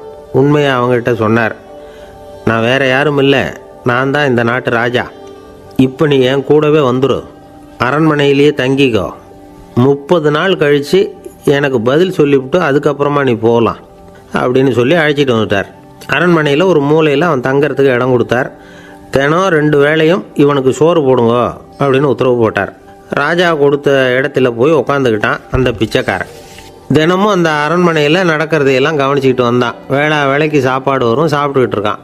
இப்படி 30 நாள் முடிஞ்சுது. ராஜா வந்தார். என்ன, என்னோட கேள்விக்கு பதில் என்னன்னு கண்டுபிடிச்சிட்டியான்னார். கண்டுபிடிச்சிட்டேன்னா. என்ன எல்லாரும் பிச்சைக்கார ராஜான்னு சொல்கிறாங்களே, அது நியாயமாக படுதா உனக்குன்னு கேட்டார். நியாயமாக தான் படுது, சந்தேகம் இல்லாமல் நீங்கள் பிச்சைக்கார ராஜா தான். என்ன தான் நீங்கள் வசதியோடவும் படைபலத்தோடவும் இருந்தால் கூட நீங்கள் எங்கள் வர்க்கத்தை சேர்ந்த ஆசாமி தான் அப்படின்னு அடித்து சொல்லிவிட்டான் அந்த ஆள். ஏனால் அப்படி சொல்கிறேன்னு கேட்டார் இவர். அரசே, ஒரு உண்மையை கண்டுபிடிச்சி சொல்கிறதா நான் உங்ககிட்ட சொன்னேன். நீங்கள் ராஜ பரம்பரைன்னா உடனே உங்கள் கழுத்தில் கிடக்கிற முத்து மாலையை கழட்டி பரிசாக கொடுத்துருப்பீங்க, பொண்ணையும் மணியையும் கொடுத்துருப்பீங்க. ஆனால் நீங்கள் அப்படி செய்யலை. என்னை ஒரு மூலையில் உட்கார வச்சு 2 வேளை சோறு போட சொன்னீங்க. உங்களை தேடி யார் வந்தாலும், யார் வந்து பாராட்டி பேசினாலும் அல்லது பிரச்சனைகளை சொன்னாலும் நீங்கள் செய்கிற ஒரே காரியம் சோறு போடுறது தான். பிச்சைக்காரனுக்கு சோறு மட்டும்தான் உலகம். உங்கள் விஷயத்திலையும் நீங்கள் அப்படி தான் நினைக்கிறதாக தெரியுது. நல்லா கவனிங்க. எந்த ஒரு பிரச்சனைக்கும் சோறு தான் முடிவுன்னு நினைக்கிறீங்க பாருங்கள். நீங்கள் சந்தேகமில்லாத எங்களை சேர்ந்த ஆள் தான் அப்படின்னு விட்டான் அந்த பிச்சைக்காரன். அதுக்கப்புறம் தான் அந்த ராஜா தன்னுடைய தவறுகளையெல்லாம் திருத்திக்கிட்டாராம். பசின்னு வர்றவங்களுக்கு சோறு தான் போடணும், அது தப்பு இல்லை. பாராட்ட வர்றவங்களுக்கெல்லாம் சோத்தையே போட்டு அனுப்புனா இப்படி தான் பேர் வரும். எனக்கு தெரிஞ்ச ஒருத்தர் தினமும் யாராவது ஒருத்தரை தன் வீட்டுக்கு அழைச்சிட்டு போவார், சாப்பாடு போட்டு அனுப்புவார். முன்னறிவிப்பு இல்லாமல் திடீர்னு ஒரு விருந்தாளியோட வீட்டில் போய் இவர் நிற்கிறது வழக்கம். அந்த அம்மாவும் இவருக்காக தயார் பண்ணி வச்சுருந்ததை இவர் அழைச்சிட்டு வந்திருக்கிற விருந்தாளிக்கு போட்டுருவாங்க. விருந்தாளி சாப்பிட்டுட்டு போனதுக்கப்புறம் இவர் மனைவிகிட்ட உனக்கு சிரமம் வேணாம் அப்படின்னு சொல்லிவிட்டு பக்கத்தில் உள்ள ஒரு ஹோட்டலுக்கு போய் காசு கொடுத்து சாப்பிட்டுட்டு வந்துடுவார். பல நாள் இப்படி நடக்கும்.